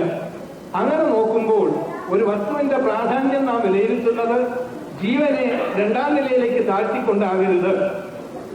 അങ്ങനെ ആകാതിരിക്കണമെങ്കിൽ വസ്തുവിനോടുള്ള സമീപനം ഒരു വ്യക്തിക്ക് എങ്ങനെ ഉണ്ടാകണം എന്ന് നമ്മളെ പഠിപ്പിക്കുന്ന അതിമഹത്തായ ഒരു നിർദ്ദേശത്തിന്റെ ശാസ്ത്രത്തിന്റെ ആദ്യ ഭാഗമാണ് കൃഷ്ണ എന്ന് വിളിക്കുമ്പോൾ അപരിഷ്കൃതമാണ്. ഇപ്പൊ സാധാരണ അടുത്ത കാലത്ത് ചെറിയ മാറ്റം വന്നിട്ടുണ്ട്. പഴയ പേര് അമ്മു കാണു ഇതിലേക്ക് പോയിട്ടുണ്ട്. ഇപ്പൊ അതുവരെ പോകുന്നുണ്ട് പഴയ പേരുകളിലേക്ക്. മറ്റത് കൃഷ്ണ എന്ന് പറഞ്ഞാൽ പഴഞ്ചനാണ്. അച്ഛന്റെ ആദ്യത്തെ അക്ഷരവും അമ്മയുടെ പേരിന്റെ ആദ്യത്തെ അക്ഷരവും കൂടെ കൂട്ടിച്ചേർത്ത് വിളിക്കാൻ കൊള്ളാത്ത പലതും വരും. അപ്പൊ അങ്ങനെയൊക്കെയാണ് ചിലപ്പോ സംഭവിച്ചു പോകാറ്.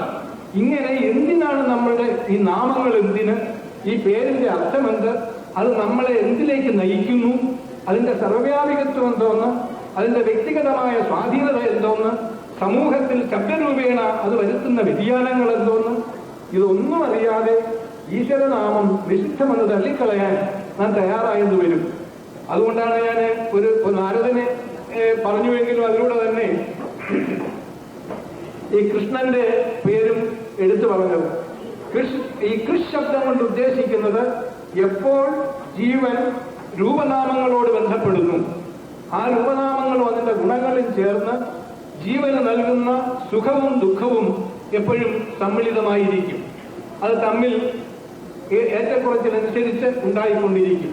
വസ്തുവിനാണ് ബലം കൂടുതലെങ്കിൽ, ആകർഷണ ശക്തി കൂടുതലെങ്കിൽ അത് ജീവനെ തടഞ്ഞു നിർത്തും, ജീവനെ സ്വാധീനിക്കും. ആ വസ്തുവിനെ എന്ത് കാരണവശാലും വിട്ടുകളയാൻ മനസ്സില്ല. എപ്പോഴെങ്കിലും ആ വസ്തു ജീവന് പ്രതികരണം സൃഷ്ടിക്കുന്നു, പ്രതിചലനം സൃഷ്ടിക്കുന്നു എങ്കിൽ എത്ര ഇഷ്ടപ്പെട്ടതെന്ന് പറഞ്ഞാലും ഇഷ്ടപ്പെട്ടവളോ ഇഷ്ടപ്പെട്ടവനോ ആരോ ആയിക്കോട്ടെ വലിച്ചെറിയാൻ തയ്യാറാകും. ഇങ്ങനെ ജീവനെ കേന്ദ്രബിന്ദുവാക്കിക്കൊണ്ടുള്ള ഒരു വലിയ ശാസ്ത്രം ഡെവലപ്പ് ചെയ്യുന്നതിൽ നമ്മുടെ ഈശ്വരനാമങ്ങൾ ഈ പ്രപഞ്ചത്തിന് മുഴുവൻ ഏത് രീതിയിൽ അതിന്റെ ജീവഘടനയോട് ബന്ധപ്പെട്ടിരിക്കുന്നു എന്ന് പഠിപ്പിച്ചിരിക്കുന്ന അതിഗഹനമായ ഒരു ശാസ്ത്രം ഈ ലോകത്ത് ഇന്നേ വരെ ഉണ്ടായിട്ടില്ല. ഇത് അമേരിക്കയിലെ ക്രിസ്ത്യാനിക്കോ അല്ലെങ്കിൽ മുസ്ലിം രാജ്യങ്ങളിലെ മുസ്ലിങ്ങൾക്കോ അവർ വളർത്തുന്ന പട്ടിക്കോ അതല്ല പൊടിച്ചു വരുന്ന ഒരു ചെറിയ പുല്ലിനോ മഹാവൃക്ഷമായിട്ടുള്ള ബനിയൻ ട്രീക്കോ നിരസിക്കാൻ സാധ്യമല്ല. അതിലെല്ലാം അടങ്ങിയിരിക്കുന്ന ഈ ജീവന്റെ ഘടനയിൽ ആ വസ്തുക്കൾക്ക് തോന്നുന്ന ബന്ധവും നമുക്ക് നമ്മുടേതോട് കരുതുന്ന വസ്തുവിനോട് തോന്നുന്ന ബന്ധവും ഈ ലോകത്തിന്റെ മുഴുവൻ തനതായ സ്വഭാവത്തെ വിലയിരുത്തിക്കൊണ്ട് ജീവനോട് ബന്ധപ്പെട്ട് നിൽക്കുന്ന അനുഭവങ്ങളെ രേഖപ്പെടുത്തുകയാണ് കൃഷ് എന്ന് പറയുന്ന ആ ഭാഗം. അപ്പൊ അതില് സുഖദുഃഖങ്ങൾ മിശ്രമായി നമുക്ക് കിട്ടുമെന്നുള്ളത് തീർച്ചയാണ്. ഏറ്റവും പ്രിയപ്പെട്ടത് നഷ്ടപ്പെടുമ്പോൾ സങ്കടം വരും, കിട്ടിയാൽ സന്തോഷം വരും. ഇങ്ങനെ സന്തോഷവും ഞാൻ പലപ്പോഴും ചോദിക്കാറുള്ള ഒരു കാര്യമുണ്ട്. ഈ ജീവൻ ശരീരത്തിൽ ബന്ധപ്പെട്ട് നിൽക്കുന്നോ അതല്ല ശരീരം ജീവനിൽ നിൽക്കുന്നോ എന്ന്. എന്തായിരിക്കും എളുപ്പ ഉത്തരം? ശരീരം ജീവനിൽ നിൽക്കുന്നോ ജീവൻ ശരീരത്തിൽ നിൽക്കുന്നോ? ജീവൻ ശരീരത്തിൽ നിൽക്കുന്നു. അങ്ങനെയാണെങ്കിൽ എന്റെ കൈക്കകത്ത് ഞാനൊരു സാധനം വയ്ക്കുന്നു. ആ സാധനം കയ്യിൽ വയ്ക്കുന്നതിന് മുമ്പ് എന്റെ കൈ എവിടെ ഉണ്ട്? ഈ സാധനം എടുത്തു കളഞ്ഞാലും കൈ എവിടെ വേണം. പക്ഷേ ജീവനെ എടുത്തു കളഞ്ഞാൽ ശരീരം നിൽക്കുമോ? ഇല്ലല്ലോ. അപ്പൊ ആദ്യം എന്ത് പറയണം? പിന്നെ ജീവൻ ശരീരത്തിൽ നിൽക്കുകയല്ല, ശരീരം ജീവനിൽ നിൽക്കുന്നു. ഇത് നമ്മൾ എപ്പോഴെങ്കിലും ഓർമ്മിക്കാറുണ്ടോ? ഒരു ദിവസം ഒരിക്കലെങ്കിലും ഓർമ്മിക്കാറുണ്ടോ? ഇത് പ്രപഞ്ചത്തിന്റെ ഒരു പുല്ലിനെ സംബന്ധിച്ചെടുത്ത് നോക്കൂ. ജീവൻ ശരീരത്തിനെ ഉൾക്കൊള്ളുകയാണ് ചെയ്യുന്നത്, അല്ലെങ്കിൽ ശരീരം ജീവനിൽ നിൽക്കുകയാണ് ചെയ്യുന്നത്. അങ്ങനെ ഈ പ്രപഞ്ചം മുഴുക്കെടുത്ത് നോക്കിയാൽ ഈ പ്രപഞ്ചത്തിന്റെ ആധിപത്യം ഏറ്റെടുത്തിരിക്കുന്ന ഒരു അന്തശക്തി എന്നുള്ള നിലയിൽ, ഒരു ബഹിശക്തി എന്നുള്ള നിലയിൽ ഈ പ്രപഞ്ചത്തിന് മുഴുവനും താങ്ങി നിർത്തിയിരിക്കുന്നത് the unseen principle of life. ഈ പ്രപഞ്ചത്തിനെ നിലനിർത്തിയിരിക്കുന്ന ശരീരഘടനയുടെ ഉത്തരവാദിത്വമാർക്ക്. ശരീരത്തിനോ ജീവനോ? ജീവനാണെന്നുള്ളതാണ് നിങ്ങളൊക്കെ ഇപ്പം സമ്മതിച്ചത്. അപ്പൊ അങ്ങനെ നോക്കിയാൽ ആ ജീവന് ഒരു ശരീരവുമായിട്ടുള്ള ബന്ധത്തിൽ സുഖദുഃഖങ്ങൾ സംഭവിക്കാതിരിക്കേണ്ടത് ആവശ്യമാണ്. സുഖം പോട്ടെ, ആ സുഖം ദുഃഖത്തിന് കാരണമായി മാറരുത് എന്നുള്ള സിദ്ധാന്തത്തെ ആസ്പദമാക്കി മനുഷ്യന്റെ തനതായ സ്വരൂപം അമൃതസ്യ പുത്ര എന്ന് വിളിച്ചിട്ടുള്ളതാണ്. മഹാഭാവികളെ എന്നല്ല. മറ്റേ മഹാഭാവികൾ എവിടെ നിന്നു ഞാൻ പറയുന്നില്ല, നിങ്ങൾക്ക് തന്നെ അറിയാവുന്ന കാര്യമാണ്. എത്ര കഴിഞ്ഞ 40 കൊല്ലമായിട്ട് വിളിക്കുകയാണ് ഇതൊക്കെ. പക്ഷെ ഇന്നും ഒരു കൺസ്ട്രക്റ്റീവ് മൈൻഡ് ഉണ്ടാകാത്തതിന്റെ പേരിൽ ഇതെന്തിന് എങ്ങനെ എന്ന് തീരുമാനിക്കാൻ ആർക്കും ബാധ്യതയില്ലാതെ പോയിരിക്കുന്നു. അതിന് മാറ്റം വരുത്തുകയായിരിക്കണം നമ്മുടെ സമ്മേളനത്തിന്റെ ഒരു അടിസ്ഥാന സ്വഭാവം ഞാൻ പറയുന്നു. ഇങ്ങനെ കൃഷ് എന്ന് പറയുന്ന ആ സങ്കല്പം കൊണ്ട് ഈ പ്രപഞ്ചത്തിന്റെ ഘടനയെ മുഴുവനും കോർത്തിണക്കി നിർത്തിയിരിക്കുന്ന ഒരു അന്തശക്തിയായിട്ട് വേണം നമ്മൾ ഈശ്വരനെ കണക്കാക്കുവാൻ, ആത്മാവിനെ കണക്കാക്കുവാൻ. ആ രീതിയിൽ നഗാരം കൊണ്ട് ഉദ്ദേശിക്കുന്നത് എന്താണെന്ന് പറയാം. പലപ്പോഴും ആശ്രമത്തിൽ വരുന്ന പലരും പറഞ്ഞിട്ടുണ്ട്, സ്വാമി വർഷം നേരത്തെ 40 കൊല്ലത്തെ കാര്യം പറഞ്ഞതുപോലെ തന്നെ, ഗായത്രി ജപിക്കുന്ന കാര്യം പറഞ്ഞ പോലെ നഹ അന്ന ഇത് പറഞ്ഞല്ലോ. അതേ ആശയം തന്നെ എടുത്ത സ്വാമിജി കഴിഞ്ഞ കൊല്ലങ്ങളിലൊക്കെ ഞാൻ മെഡിറ്റേഷൻ നടത്തിക്കൊണ്ടിരുന്നിട്ടും ഒരു പ്രയോജനമില്ലാതെ ഇതൊക്കെ പട്ടിയും പൂച്ചയും ഒക്കെ വന്ന് കയറുന്നുണ്ട്. അപ്പൊ പിന്നെ നമുക്ക് തന്നെ ആചാര്യൻ പറഞ്ഞു തന്ന 4 കാര്യങ്ങളുണ്ട്. ഒന്ന്, തത്വം അസി, അത് നീ ആകുന്നു എന്നൊന്ന്. തത്വമസി, തത്വം അസി, അത് നീ ആകുന്നു. ശിഷ്യനൊരു സംശയം, അത് എന്ന് പറഞ്ഞാൽ ബ്രഹ്മം നീ തന്നെയാകുന്നു. ഓ ശരി, പിന്നെ ഇനി അതിനപ്പുറം വല്ലതും വേണം. ഓടി ചെന്നിട്ട് നോക്കിയപ്പോ ബ്രഹ്മം നീ തന്നെയാകുന്നു. കാല് കയറി തട്ടി ബ്രഹ്മത്തിന്റെ കാല് കെട്ടു. കാല് മുറിഞ്ഞു, വേദന വന്നു, കുറച്ചു ദിവസം കിടന്നു. പിന്നീട് അവൻ കൊണ്ട് ചെന്നു ഗുരുവിനോട് പറഞ്ഞു, അങ്ങ് പറഞ്ഞത് കേട്ട് ഞാൻ പോയി. പക്ഷെ സംഭവം ഇങ്ങനെയാണ്. ഒരിടവഴിയിൽ കൂടെ ഒരു ആന വന്നപ്പോ മുകളിൽ ആനക്കാരൻ ഇരിപ്പുണ്ട്. ചിലപ്പോൾ താഴ്ന്ന ഇടവഴിയാണ്. ഒരാളിന് ഇങ്ങോട്ട് ഈ ഉപദേശം കേട്ടിട്ട് ഇങ്ങോട്ട് വരികയാണ്. പെട്ടെന്ന് തിരിഞ്ഞോടണമെന്ന് തോന്നി. എങ്കിലും ബ്രഹ്മം നീ തന്നെയാണ്. അപ്പൊ ഞാനും ആനയും ബ്രഹ്മമാണ് എന്ന് പറഞ്ഞോണ്ട് കയറി ചെന്നു. ആന തൂക്കിയെടുത്താ പറഞ്ഞത്. അത് മുകളിൽ ആനക്കാരൻ ചെന്നുകൊണ്ട് സാധിച്ചതാണ്. പക്ഷെ പരാതിയും കൊണ്ട് ഗുരുവിന്റെ അടുത്ത് ചെന്നു. ഗുരുവിന്റെ അടുത്ത് ചെന്നപ്പോ പറഞ്ഞു, അങ്ങ് പറയണത് കേട്ട് ബ്രഹ്മമാണെന്ന് പറഞ്ഞ് ഞാൻ കയറി ചെന്നു, ആന എന്നെ എഴുതറിയും. അപ്പൊ അദ്ദേഹം ചോദിച്ചു, അതിന്റെ മുകളിലൊരു ബ്രഹ്മം ഉണ്ടായിരുന്നല്ലോ. അയാൾ അവിടെ നിന്ന് കൈ കാണിച്ചു മാറിപ്പോവാൻ. ആ ബ്രഹ്മം പറഞ്ഞത് കേട്ടില്ല. അപ്പോ താഴത്തെ ബ്രഹ്മം എന്ത് ചെയ്തു? ഇങ്ങനെ പ്രവർത്തിച്ചു. നമുക്കുണ്ട് പരബ്രഹ്മവും അപരബ്രഹ്മവും. പരബ്രഹ്മം നിർഗുണമാണെങ്കിൽ അപരബ്രഹ്മം സജീവവും സഗുണവുമാണ്. അത് ഈ പ്രകൃതിയാണ്. അപ്പൊ ഈ പ്രകൃതിയിൽ കാണുന്ന മുഴുവൻ ചേഷ്ടകളെയും നിലനിർത്തിയിരിക്കുന്നത് അപരബ്രഹ്മം എന്ന് പറയുന്ന ജീവശക്തിയുടെ ഏറ്റവും സൂക്ഷ്മമായ ഘടനയാണ് ആത്മാവ് എന്ന് പറയുന്നത്. അതിന് ആ മണ്ഡലം വരെ നമ്മൾ ചെന്നെത്തണമെങ്കിൽ താഴെയുള്ള ഉപകരണങ്ങളെ, അതായത് ശരീരത്തെ എന്ന് ഞാൻ പറയുമ്പോൾ നമ്മുടെ മാത്രം ശരീരത്തെ അല്ല, ശീര്യതയിലെ ശരീരം. ശീരണം എന്ന് പറഞ്ഞാൽ മാറ്റം വരുത്തുന്നത്, മാറ്റം സംഭവിക്കുന്നത് എന്നാണ് അർത്ഥം. ഒരു പുല്ലിന് അതിന്റെ ശരീരത്തിന് മാറ്റം വരുന്നു. അതേപോലെ ബനിയൻ ട്രീയുടെ അല്ലെങ്കിൽ മഹാവൃക്ഷങ്ങളുടെ ഇല വീഴുന്നിട്ട് അതിന് മാറ്റം വരുന്നു. ഒരു ചെറിയ വിത്തിന്റെ ചെറിയ കടുവിനോളമുള്ള വിത്തിലിരിക്കുന്ന ഒരു ജീവശക്തി വളർന്ന് അതിനകത്തുള്ള മാറ്ററുമായിട്ട് യോജിച്ചുകൊണ്ട് ഈ പ്രപഞ്ചത്തിന്റെ ഘടനാവിശേഷവുമായി യോജിപ്പിച്ചിട്ട് അത് മഹാവൃക്ഷമായി മാറുന്നു. ആ മഹാവൃക്ഷം വീണ്ടും അതേപോലെയുള്ള അനേകം വൃക്ഷങ്ങൾക്ക് രൂപം കൊടുക്കുന്നു. ഇങ്ങനെ സംഭവിച്ചുകൊണ്ടിരിക്കുന്ന ഒരു പരിണാമ സിദ്ധാന്തത്തിൽ കൃഷ് എന്ന് പറയുന്ന ആ വാക്കിന്റെ പ്രാധാന്യം അത് ഈ അകത്തിരിക്കുന്ന ജീവന്റെ പരിണാമ സിദ്ധാന്തം അത്ര വലിയതാണെന്ന് മനസ്സിലാക്കാതെ നാം ചെയ്യുന്ന ബാഹ്യ ശരീരത്തിന്റെ മാത്രം വൃത്തികളിൽ ഒതുങ്ങി നിൽക്കുന്നത് കൊണ്ട് വരുന്ന അപകടം ഒഴിവാക്കാനാണ് കൃഷ്ണശബ്ദം മുഖ്യമായിട്ട് ഉദ്ദേശിച്ചിട്ടുള്ളത്. കൃഷ് എന്ന് പറയുന്നത് ഇന്ന ഇന്ന ഫലങ്ങൾ ഉണ്ടാക്കും എന്ന് കാണിച്ചു തന്നിട്ട് അതിൽ നിന്ന് ദുഃഖത്തെ എടുത്തു മാറ്റുവാൻ ഉള്ള നിർദ്ദേശം തരുന്നതാണ് നകാരം. ഈ നകാരത്തിനുള്ള പ്രാധാന്യം ഇടയ്ക്ക് അവിടെ കുറച്ച് സായിബുമാരൊക്കെ വന്നിരുന്നു. അവർ പറഞ്ഞു, Swamiji, I don't feel it even. I was practising meditation for several years. കിട്ടാറേ ഇല്ല. എന്താ മെഡിറ്റേഷൻ? കണ്ണുമടച്ചിങ്ങനെ ഇരിക്കുന്നതാണ് മെഡിറ്റേഷൻ എന്നാണ് നമ്മുടെ ധാരണ. അല്ല, മന്ത്രം ജപിക്കുമ്പോൾ തന്നെ അതിന് ഉപാംശു, മാനസികം, വാചികം, ഇങ്ങനെ 3 അവസ്ഥകളുണ്ട്. ഉറച്ചു പറയുന്നത് വാചികം, ഉപാംശു ചുണ്ടുകൊണ്ട് പറയുന്നത്. ഇപ്പൊ സാധാരണ പൂജാരികളൊക്കെ ചിലപ്പോ ഓം ശ്രീ മഹാത്മ ഓം ശ്രീ മഹാരാജ് പിന്നെ അല്ലെ അവന്റെ പറയാൻ അടുത്ത് കഴിഞ്ഞെടുക്കാൻ. ഞാൻ ഒരു പുസ്തകം വായിച്ചു പോയതിന്റെ ഓർമ്മ വരികയായിരിക്കും.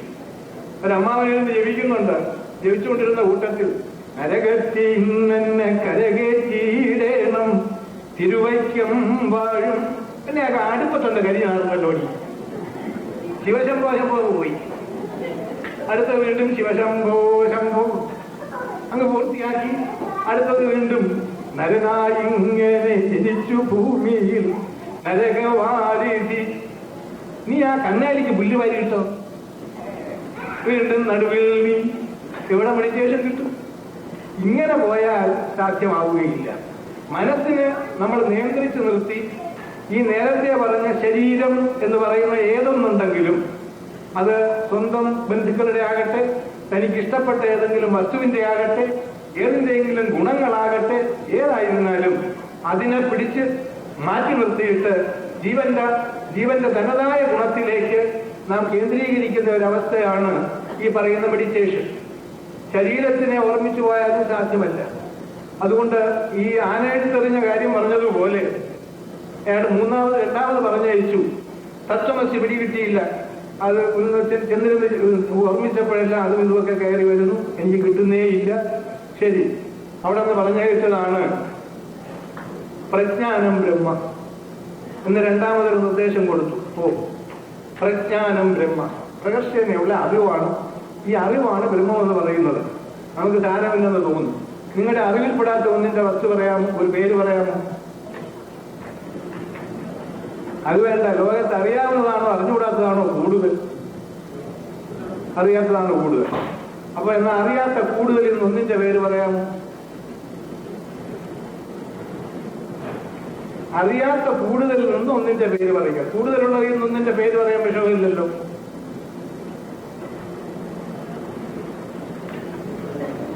അറിയത്തെങ്ങനെ പറയും? അപ്പൊ ഈ പ്രപഞ്ചത്തിലുള്ളതൊക്കെ ഏതിന്റെ രൂപം? ഏതിന്റെ രൂപമാണ്? ഈ മൈക്ക് ഇവിടെ ഉണ്ട് എന്ന് ഞാൻ അറിയുന്നത് കൊണ്ട്, ഈ രൂപത്തിൽ എന്റെ ജീവൻ ബന്ധപ്പെടുന്നത് കൊണ്ട്, അല്ലെങ്കിൽ ഈ രൂപമായി എന്റെ ജീവൻ മാറുന്നത് കൊണ്ട്, എന്റെ അറിവ് മാറുന്നത് കൊണ്ട് ഈ മൈക്കിനെ ഞാൻ അറിയുന്നു. അങ്ങനെ എന്റെ ജീവന്റെ തന്നെ സ്വഭാവം, അറിവിന്റെ സ്വഭാവം വസ്തുക്കളെ രൂപീകരിക്കുന്നത് കൊണ്ട് ഞാൻ അതിനറിയുന്നു. അച്ഛൻ വരുന്നു, അച്ഛന്റെ രൂപം എന്റെ ജീവൻ സംഭരിച്ചെടുക്കുന്നത് കൊണ്ടും എന്റെ അറിവ് ആ രൂപം സ്വീകരിക്കുന്നത് കൊണ്ടും ഇതെന്റെ അച്ഛനാണ് എന്നറിയുന്നു. ഇങ്ങനെ നമ്മുടെ ജീവനിൽ അറിവ് എന്ന് പറയുന്ന അംശം ഏത് രൂപത്തോട് ബന്ധപ്പെട്ടും അതിന്റെ സൂക്ഷ്മ തലങ്ങളെ സ്വീകരിച്ചുകൊണ്ടാണ് നിലനിൽക്കുന്നത്. ഇതിനെയാണ് നാം ഈ പറയുന്നത് അറിവ് ജ്ഞാനസ്വരൂപൻ എന്ന് പറയുമ്പോൾ പഴഞ്ചാലാവും. ജ്ഞാനസ്വരൂപമല്ലാത്ത ഒന്ന് നിങ്ങൾക്ക് ആർക്കെങ്കിലും പറഞ്ഞു തരാം? എത്ര സൂക്ഷിച്ചാണ് നമ്മുടെ ആചാര്യന്മാര് ഈ പ്രപഞ്ചത്തെ വിശകലനം ചെയ്തിരിക്കുന്നത്, അതിന് ജീവനുമായിട്ടുള്ള ബന്ധത്തെ സ്ഥാപിച്ചിരിക്കുന്നത് എന്നറിയാൻ വേണ്ടി ഞാൻ പറയുക. നമ്മൾ ഒരു നിമിഷം അക്കാര്യം ആലോചിക്കാറില്ല. കാലത്ത് എഴുതി നോക്കിയിട്ട് ഞാൻ ചോദിച്ചതുപോലെ കയ്യും കാലും ഒക്കെ ഉണ്ടോ എന്നാരും നോക്കാറില്ല. സ്വാഭാവികമായിട്ട് നടന്നു പോകുന്നു. കാരണം എന്താ? ഇതിന്റെ ഉപയോഗം തടസ്സപ്പെടുത്തുന്ന ഒന്നും സംഭവിക്കാത്തത് കൊണ്ട് കണ്ണുണ്ടോ എന്ന് നോക്കേണ്ട ആവശ്യമില്ല. കണ്ണിലൊരു കമ്പ് കൊണ്ടിട്ടുണ്ടെങ്കിൽ നല്ല ഓർമ്മയായിരിക്കും കണ്ണിന്റെ കൂടെ. കണ്ണുണ്ട് എന്നുള്ളൊരു ചിന്ത, ഉണ്ടോ എന്നുള്ള ചിന്ത, എങ്ങനെ ഇരിക്കുന്നു എന്നുള്ള ചിന്ത സദാപി തുടരും. അപ്പോ നമ്മളോട് തനതായി ചേർന്ന് നിൽക്കുന്ന ആത്മഭാവത്തെ നാം ഓർമ്മിക്കാത്തത് ശരീരഭാവം നമ്മളെ എപ്പോഴും നയിച്ചുകൊണ്ടിരിക്കുന്നത് കൊണ്ടും മറ്റെന്റെ തനതായ സ്വഭാവം എന്തെന്ന് അറിയാത്തത് കൊണ്ടുമാണ്. ആവശ്യം വരുന്നില്ല അറിയാൻ.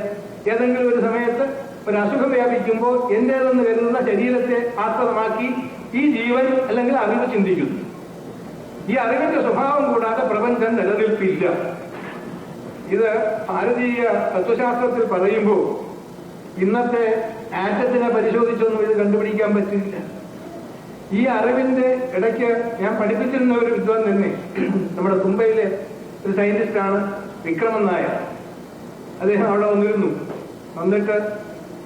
പണ്ട് ഞാൻ അടികൊടുത്ത ഓർമ്മയുണ്ട്. എന്നെ വേദനിപ്പിച്ചിട്ടുള്ള അതിയായ ഒരു കാര്യം, അടി കൊണ്ടത് ഒരു മനുഷ്യന് കിഴക്കിലായിരുന്നു.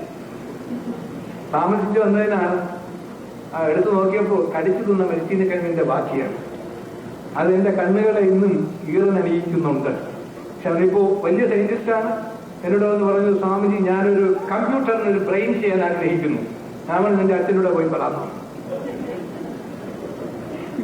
കുറച്ചുനേരം അങ്ങനെ ഇരുന്നിട്ട് എന്താ പറയുക, അതാണ് ആ സ്വീകരിച്ച രീതി. ഞാൻ പറയുകയാണ്, എന്റെ അച്ഛൻ്റെ പോയി പറയാന്ന് പറഞ്ഞാൽ നമ്മുടെ പ്രതികരണം എങ്ങനെ ഇരിക്കും. പക്ഷേ വിക്രമൻ പറഞ്ഞത് ഞാൻ ഇപ്പൊ ശ്രമിക്കുന്നില്ല. എന്താ കാര്യം എനിക്ക് മനസ്സിലായി. നിന്റെ അച്ഛനിടെ പോയി എന്ന് പറഞ്ഞാൽ എന്റെ അച്ഛനെ പറയുമ്പോഴോ അച്ഛനെ ചൂണ്ടി പറയുമ്പോഴോ എനിക്ക് തോന്നുന്ന പ്രയാസം കമ്പ്യൂട്ടറിന് ഉണ്ടാക്കാൻ ഒക്കുമോ? ഉണ്ടാക്കിയില്ലെങ്കിൽ ബ്രെയിൻ എങ്ങനെ ശരിയാവും? അപ്പൊ ഈ ബ്രെയിൻ വർക്ക് ചെയ്യുന്നതിൽ ഇന്നത്തെ മോഡേൺ ഉപകരണമായിരിക്കുന്ന ഒരു വസ്തുവിന് ജീവനെ മാറ്റി നിർത്തിക്കൊണ്ട് എന്ത് സംഭാവന ചെയ്യാനുണ്ട് എന്നും ആലോചിക്കാൻ, എപ്പോഴും ആലോചിക്കാൻ നമ്മളെ പഠിപ്പിച്ചിട്ടുള്ള അതിമഹത്തായ അതിബൃഹത്തായ ഒരു വലിയ പ്രപഞ്ച ശാസ്ത്രമാണ് ഈ ജീവന്റെ തനതായ നിലനിൽപ്പിനെ പറ്റിയുള്ള ഓർമ്മിപ്പിക്കുന്നത്. അതാണ് ഞാൻ പറഞ്ഞത്. ആ ഓർമ്മ എപ്പോഴും ഉണ്ടാകുന്നതിന് ദുഃഖം ഒരു കാരണമായി തീർന്നാൽ ആ ദുഃഖത്തെ ഒഴിവാക്കിക്കൊണ്ട് എങ്ങനെ തനതായ സ്വഭാവം, ആനന്ദം എന്ന് പറയുന്നതോ സന്തോഷം എന്ന് പറയുന്നതോ ആർക്കാണ് ഇഷ്ടമല്ലാത്തത്? അപ്പൊ അങ്ങനെയുള്ള ഭഗവാന്റെ തനതായ സ്വഭാവം ദുഃഖം തരുന്നതല്ല എന്ന് തറപ്പിച്ച് നമ്മളെ ധരിപ്പിക്കാൻ വേണ്ടിയാണ് കൺവെൻഷണൽ പ്രാക്ടീസ് ഓഫ് മൈൻഡ് എന്ന് നമ്മൾ പറയുന്ന പരമ്പരാഗത പരിശീലനം കൊണ്ട് ശരീരത്തിൽ അഭിനിവേശം ചെലുത്ത ജീവന് അതിൽ നിന്ന് മുക്തി നേടാൻ കഴിയാതെ ആ ശരീരത്തോട് ബന്ധപ്പെട്ട് തന്നെ എപ്പോഴും ശരീരം എന്ന് പറയുമ്പോൾ നമ്മുടെ എന്ന് മാത്രം ഓർമ്മിച്ചു കളയരുത്. എല്ലാം സമസ്ത ചരാചരങ്ങളുടെയും ശരീരം, മാറ്റം സംഭവിക്കുന്നതിന് അർഹമായ എല്ലാം ശരീരമാണ്. അങ്ങനെയുള്ള ഒരു ശരീരത്തോട് ജീവൻ ബന്ധപ്പെട്ടാലുണ്ടാകുന്ന അവസ്ഥാഭേദം എന്ത് എന്ന് നമ്മളെ ഓർമ്മിപ്പിക്കുവാൻ നീ ജപിക്കുന്ന ഈശ്വരനാമം ആ സംസ്കാരം തരുന്നതാകട്ടെ. അതാണ് കൃഷ്ണശബ്ദം. നഷ്ട നിർവൃതി വാചക. നിർവൃതി മോക്ഷം അല്ലെങ്കിൽ ദുഃഖമില്ലാത്ത അവസ്ഥ, സ്വാതന്ത്ര്യം ഒക്കെ അതിന് പേര് പറയാം. ആ അവസ്ഥയിലേക്ക് നമ്മളെ നയിക്കുന്നത് ഈ നഗാരം കൊണ്ടാണ്. ഈ സായിപ്പ് വന്നപ്പോ പറഞ്ഞു, സ്വാമി ഇങ്ങനെ പഠിക്കുന്ന രക്ഷയില്ലെന്നൊക്കെ പറഞ്ഞു. ഞാൻ അവിടെ ഇരുന്ന മേശപ്പുറത്ത് നിന്ന് അത് കൊണ്ടുപോയി ചെയ്യുകയാണ്. ഒരു കോളിംഗ് ബെല്ല്, അതിന്റെ പുറത്ത് ഇങ്ങനെ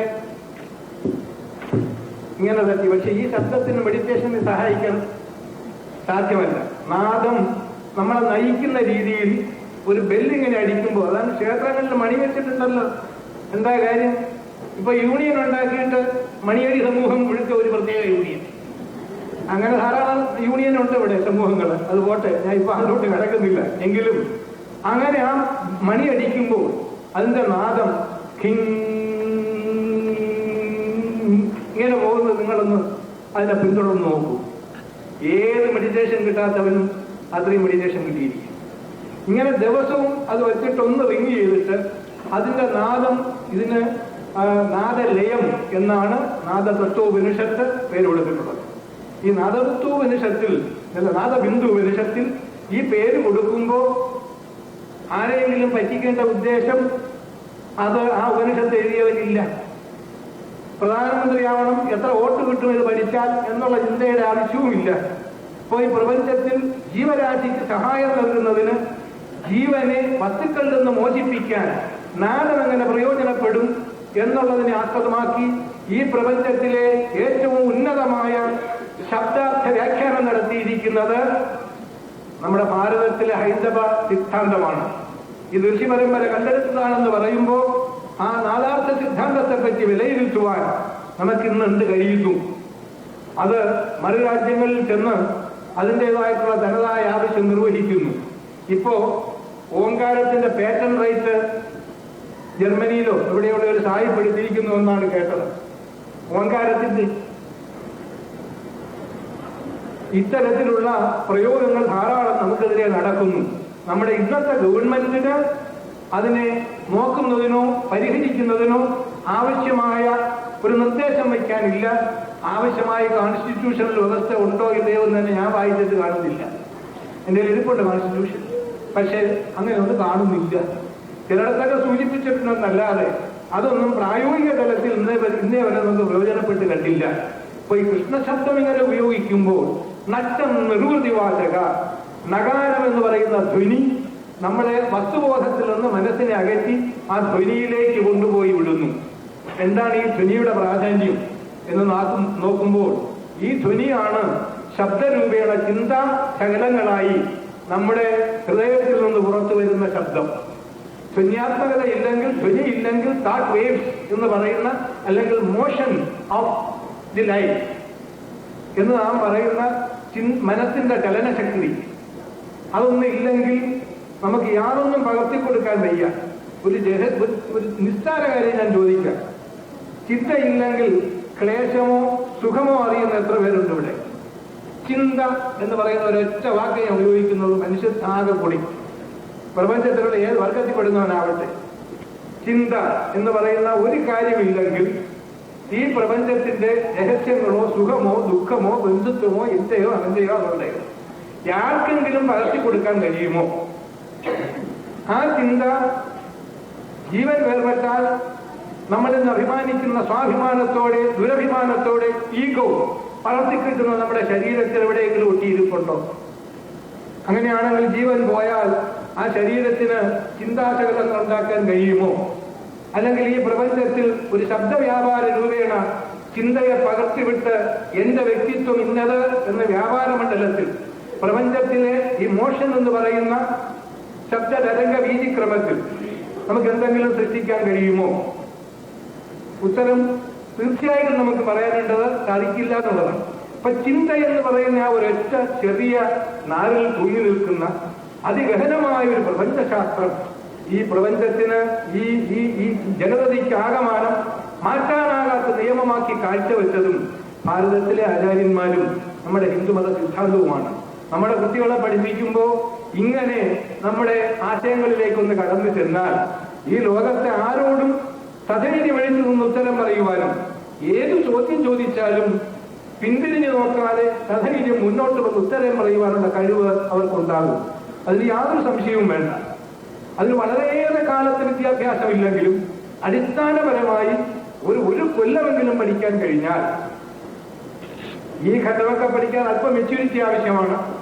ആ ഘട്ടത്തിൽ നിന്ന് നമ്മളിത് പഠിപ്പിച്ചെടുക്കുകയാണെങ്കിൽ തീർച്ചയായിട്ടും ചോദിക്കുന്നതിന് ഉടൻ ഉത്തരം കിട്ടിക്കൊണ്ടേയിരിക്കും. അത്രയേറെ അടിസ്ഥാനപരമായ ഘടകങ്ങളെ തത്വങ്ങളെ ആസ്പദമാക്കിയാണ് നമ്മുടെ ഈശ്വര നാമനിർണയം വരെ ചെയ്തിരിക്കുന്നത്, ചിന്തകളെ വ്യവഹരിച്ചിരിക്കുന്നത്, ചിന്തയും വസ്തുവുമായിട്ടുള്ള ബന്ധത്തെ വിലയിരുത്തിയിരിക്കുന്നത്, സുഖത്തിനും ദുഃഖത്തിനും ഉള്ള കാരണത്തിൽ വസ്തുവിന്റെ തനതായ സ്വാധീനത്തെ എത്രത്തോളം ഉണ്ട് എന്ന് ചർച്ച ചെയ്തിരിക്കുന്നത് എല്ലാം ഇത്തരത്തിലുള്ള മഹത്തരമായ ആശയത്തോടു കൂടിയാണ്. അത് നമുക്ക് ഇതേവരെ സ്വായത്തമാക്കാൻ കഴിഞ്ഞിട്ടില്ല.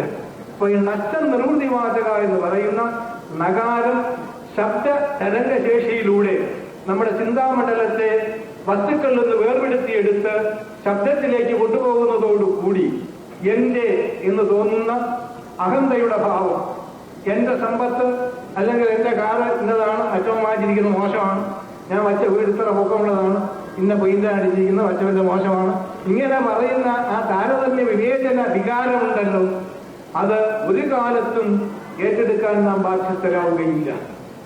That doesn't mean we should not use the materials. വസ്തുക്കൾ നമ്മൾ നമുക്ക് ഉപയോഗിക്കാൻ പാടില്ലെന്നോ സമ്പാദിക്കരുതെന്നോ അല്ല അതിന്റെ അർത്ഥം. നമ്മളെ അടിമയാക്കുന്ന രീതിയിൽ അതിനെ ഉപയോഗിക്കരുത് എന്നാണ് അതിന്റെ അർത്ഥം.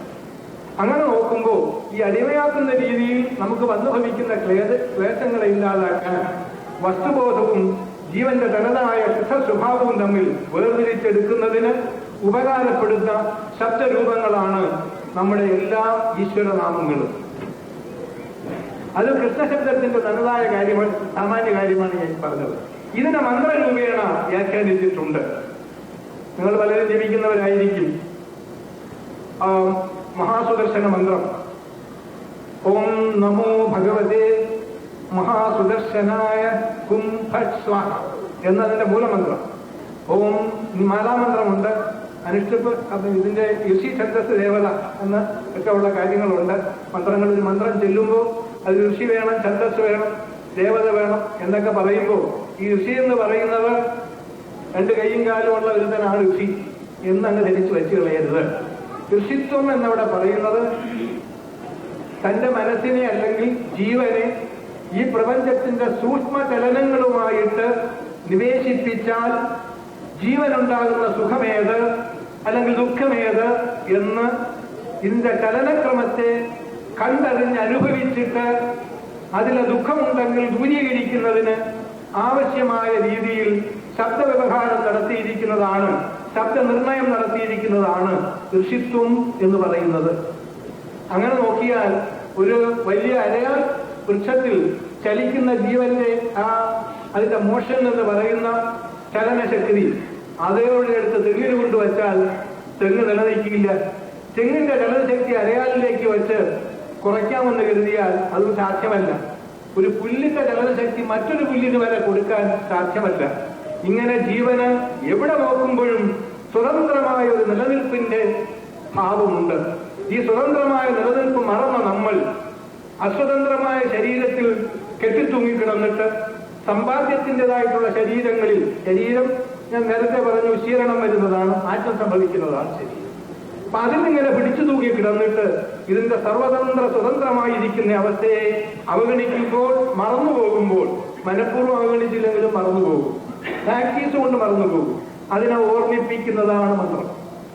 അപ്പൊ അതിനെ ഓർമ്മിപ്പിക്കാൻ വല്ലപ്പോഴെങ്കിലും ഒരു വയറ്റുവേദനയോ ഒരു കൈവിഷമുണ്ടെന്നോ പറഞ്ഞാൽ ചെല്ലും, കണ്ട ജ്യോത്സ്യനെ കാണും, അവൻ പറയുന്നതൊക്കെ വാരി വലിച്ചു കൊണ്ടുവന്ന് അവിടെ ഇരുന്ന് കാര്യങ്ങൾ തുടങ്ങും. അത്രയെങ്കിലും ആയി. അപ്പോഴൊക്കെ ചില മന്ത്രങ്ങളൊക്കെ കേൾക്കും, സുഖമായി എന്ന് പറഞ്ഞ് ജപിച്ചു പോകും. ഇതാണ് നമ്മുടെ പരിപാടി. അതിന്റെ ഒന്നും ആവശ്യം വരുന്നില്ല. നമ്മൾ യഥാർത്ഥം അറിഞ്ഞ് പ്രവർത്തിച്ചാൽ. അത് പ്രവർത്തിക്കാത്തതിന്റെ ദോഷമാണ് നമുക്കുള്ളത്. അപ്പൊ ഇവിടെ ആ തരത്തിൽ നമ്മൾ ഋഷിത്വത്തെ അറിഞ്ഞുകൊണ്ട് സൂക്ഷ്മ ചലനങ്ങളിലേക്ക് സംക്രമിക്കുന്ന ജീവന്റെ സംസ്കാരം ഋഷിത്വം ദാനം ചെയ്യുന്നു. അങ്ങനെ സൂക്ഷ്മചലനങ്ങളെ പരിഗണിക്കുന്നതിന് നമുക്ക് തരമില്ല. നമ്മുടെ പുറകിലേക്ക് പോകും തോറും ആദ്യം തൊട്ട് കൽപ്പകാലം തൊട്ടെന്ന് പറയുന്ന ഗ്രന്ഥങ്ങളിലെ വിലയിരുത്തപ്പെടുന്ന കാലയളവ് 4 യുഗങ്ങളിൽ ആകെ കൂട്ടുമ്പോൾ 43,20,000 കൊല്ലം വരും. അങ്ങനെയുള്ള 1000 ചതുർയുഗങ്ങൾ ഒരുമിച്ച് ചേർന്നാൽ ബ്രഹ്മാവിന് ഒരു പകൽ. ഇതിന്റെ ശാസ്ത്രം നമ്മളത് പഠിക്കേണ്ടതാണ്. ഇല്ലെങ്കിൽ നമുക്കത് അന്ധവിശ്വാസം എന്ന് തോന്നും. BC AD വെച്ചൊക്കെ നമ്മൾ നിശ്ചയിച്ച് കളയും. ഞാൻ ചോദിച്ചു പലപ്പോഴും, ഈ BC AD ഇത്ര കൃത്യമായിട്ട് വ്യവസ്ഥപ്പെടുത്തിയപ്പോ 12,96,000 കൊല്ലമുള്ള ത്രേതായുഗത്തിൽ ജനിച്ച രാമനെ വെച്ചുകൊണ്ട് എന്തുകൊണ്ട് before Ram and before Krishna ഒരു ചരിത്രം എഴുതാൻ നമുക്ക് പറ്റിയില്ല? ഹിന്ദു ഇതുവരെ ആലോചിച്ചു നോക്കിയിട്ടില്ല. അത് ബിഫോർ ക്രൈസ്റ്റ് ചരിത്രം പഠിപ്പിച്ചത് അതാണ്. പഠിപ്പിക്കാൻ അവൻ അധികാരിയായിട്ട് വന്നു, അടിച്ചിരിച്ച് പഠിപ്പിച്ചു, അടിമയാക്കി പഠിപ്പിച്ചു. വിവേകാനന്ദൻ വരെ പറഞ്ഞു, അദ്ദേഹത്തെ നന്നറിയിൽ കൊണ്ടുപോയി ചേർത്തപ്പോ, സ്കൂളിൽ ചേർത്തപ്പോ, your father is a fool, your grand father is lunatic, your scriptures are false. കേടുപാടിയാണെന്ന് തോന്നുന്നു കംപ്ലീറ്റ് ഒരു വിവേകാനന്ദയിൽ അദ്ദേഹം എഴുതിയിട്ടുണ്ട്. ഈ അനുഭവങ്ങൾ വേദനിക്കുന്ന ഹൃദയത്തോടെ ഒരു വലിയ സ്റ്റേജ് എന്നുള്ള നിലയിൽ, സന്യാസി എന്നുള്ള നിലയിൽ ഈ പ്രപഞ്ചത്തിന്റെ മുന്നിൽ നിഷിദ്ധമായ സങ്കല്പങ്ങളായി അവതരിപ്പിക്കുമ്പോൾ അത് നിഷിദ്ധതയോടുള്ള വെറുപ്പല്ലാതെ മനുഷ്യനോടുള്ള വെറുപ്പല്ല എന്ന് മനസ്സിലാക്കാനുള്ള സാംസ്കാരിക ശേഷി നമുക്ക് വേണം. ഇല്ലെങ്കിൽ എനിക്ക് കിട്ടിയ പേരൊക്കെ നിങ്ങൾക്ക് ചിലപ്പോൾ ഞാൻ പറയാതെ തന്നെ അറിയാം. വർഗീയവാദി, പിന്നെ പല പേരുകളാണ് കിട്ടിയിട്ടുള്ളതൊക്കെ. പല വാദങ്ങൾ മുമ്പോട്ട് വെച്ചതിന്റെ ഫലമാണ്. ഒടുവിൽ ഇപ്പോ ഞാൻ ഒരിക്കല് നമ്മുടെ നിലയ്ക്കൽ ഇഷ്യൂ നിലവിലിരുന്ന സമയത്ത് ഒരു ജംഗ്ഷനിൽ ചെന്ന് ഇറങ്ങി. കോട്ടയത്ത് ഹിന്ദുക്കളുടേതായിട്ടുള്ള ഒരു 50-56 വീടേ അവിടെ ഉള്ളൂ. ഇപ്പൊ കുറെ പേര് അർദ്ധരാത്രിക്ക് കൂടിയിരിപ്പുണ്ട്. ഞാൻ ഇവിടെ ആണെന്ന് പറഞ്ഞു ഇങ്ങോട്ട് ആരോ പറഞ്ഞ അങ്ങനെയാണ്. ഇങ്ങോട്ട് ഇറങ്ങാൻ സമയത്ത് ആരോ അകത്തിൽ നിന്ന് വലിച്ചു പിടിച്ചു. നമ്മൾ എന്തായാലും ഇറങ്ങാൻ തീരുമാനിച്ചു ഇറങ്ങി. ഇപ്പൊ കുറച്ച് ചെറുപ്പക്കാർ വന്നിട്ട് ഞങ്ങൾ സ്വാമിയെ കാത്തിരിക്കുകയായിരുന്നു, ഞങ്ങളൊക്കെ ക്രിസ്ത്യാനികളാണ്. ഓ അത് ശരി, കഴിക്കുന്ന ശ്വാസവും ക്രിസ്ത്യാനി തന്നെ തന്നതാണോ? അല്ല, ഞങ്ങൾക്ക് ചില സംശയങ്ങളുണ്ട്, അതിനൊക്കെ ഉത്തരം പറയാനില്ലല്ലോ. അങ്ങനെ നാം നോക്കുമ്പോൾ ഇവർ ചോദിച്ചത്, നിങ്ങളൊക്കെ ഈ കാളി, മഹാകാളി, ദുർഗ, ലക്ഷ്മി ഇങ്ങനെയൊക്കെ പറഞ്ഞ് പല ദൈവങ്ങൾ എന്തിനാ ആരാധിക്കുന്നത്? നമ്മൾ അങ്ങനെ ചെയ്യുന്നില്ലല്ലോ. അവിടെ ആ ക്ഷേത്രം, ഇവിടെ ഈ ക്ഷേത്രം, കുറെ പേരുകളൊക്കെ പറഞ്ഞു. ഞാനൊരു ചെറിയ ഉദാഹരണം ചോദിച്ചു. അമ്മ വീട്ടിലുണ്ടോ? ഉണ്ട്. നിങ്ങളെന്താ വിളിക്കുന്നത്?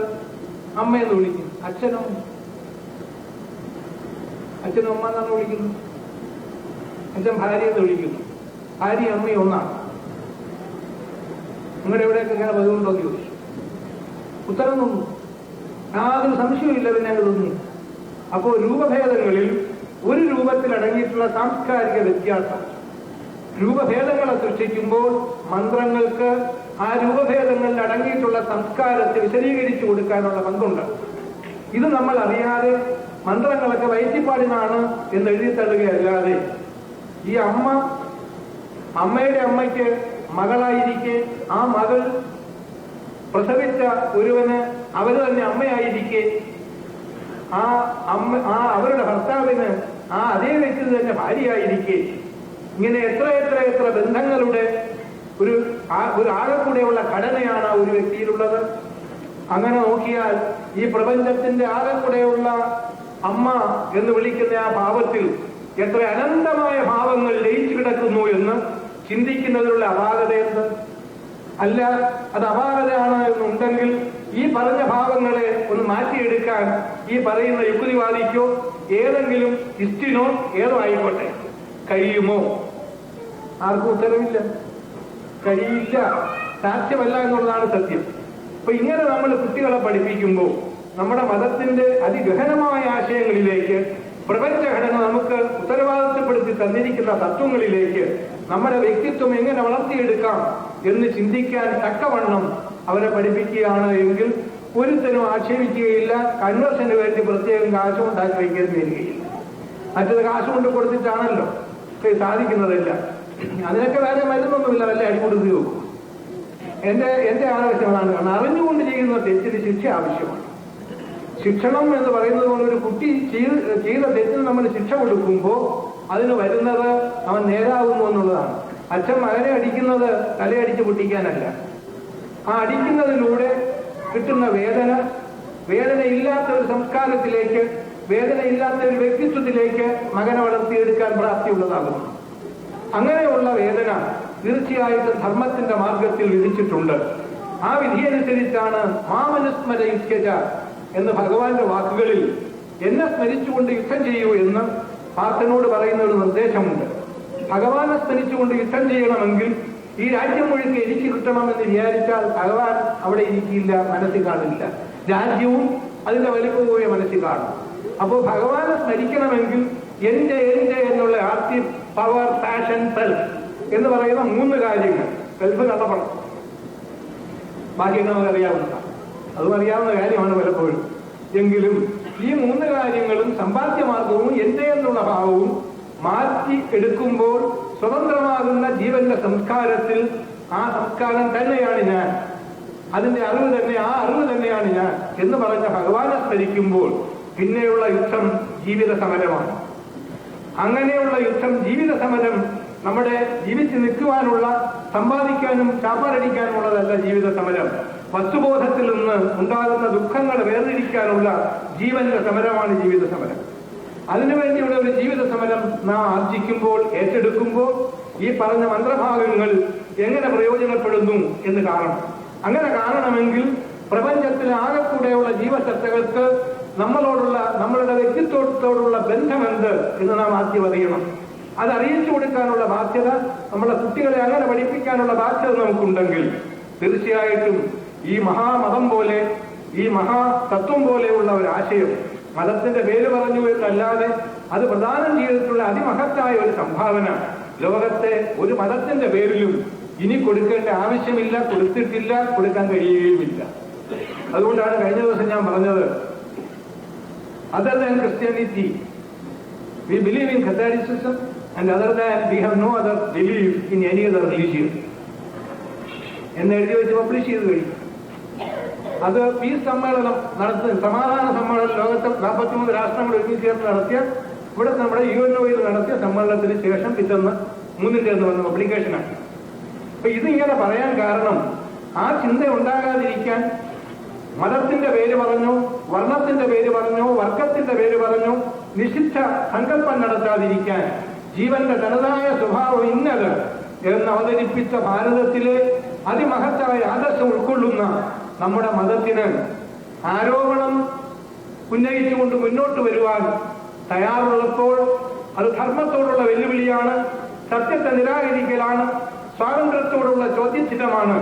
അതിനെ പരാജയപ്പെടുത്തേണ്ട വ്യക്തിത്വം സന്യാസിമാരിൽ ഉൾപ്പെടെ ഉണ്ട്. സന്യാസി ഓങ്കാരവും ജപിച്ച് ഇഡലിയിൽ നിന്നിരിക്കുകയല്ല തൊഴിൽ. അത് എന്നോട് എനിക്ക് യോജിപ്പില്ല.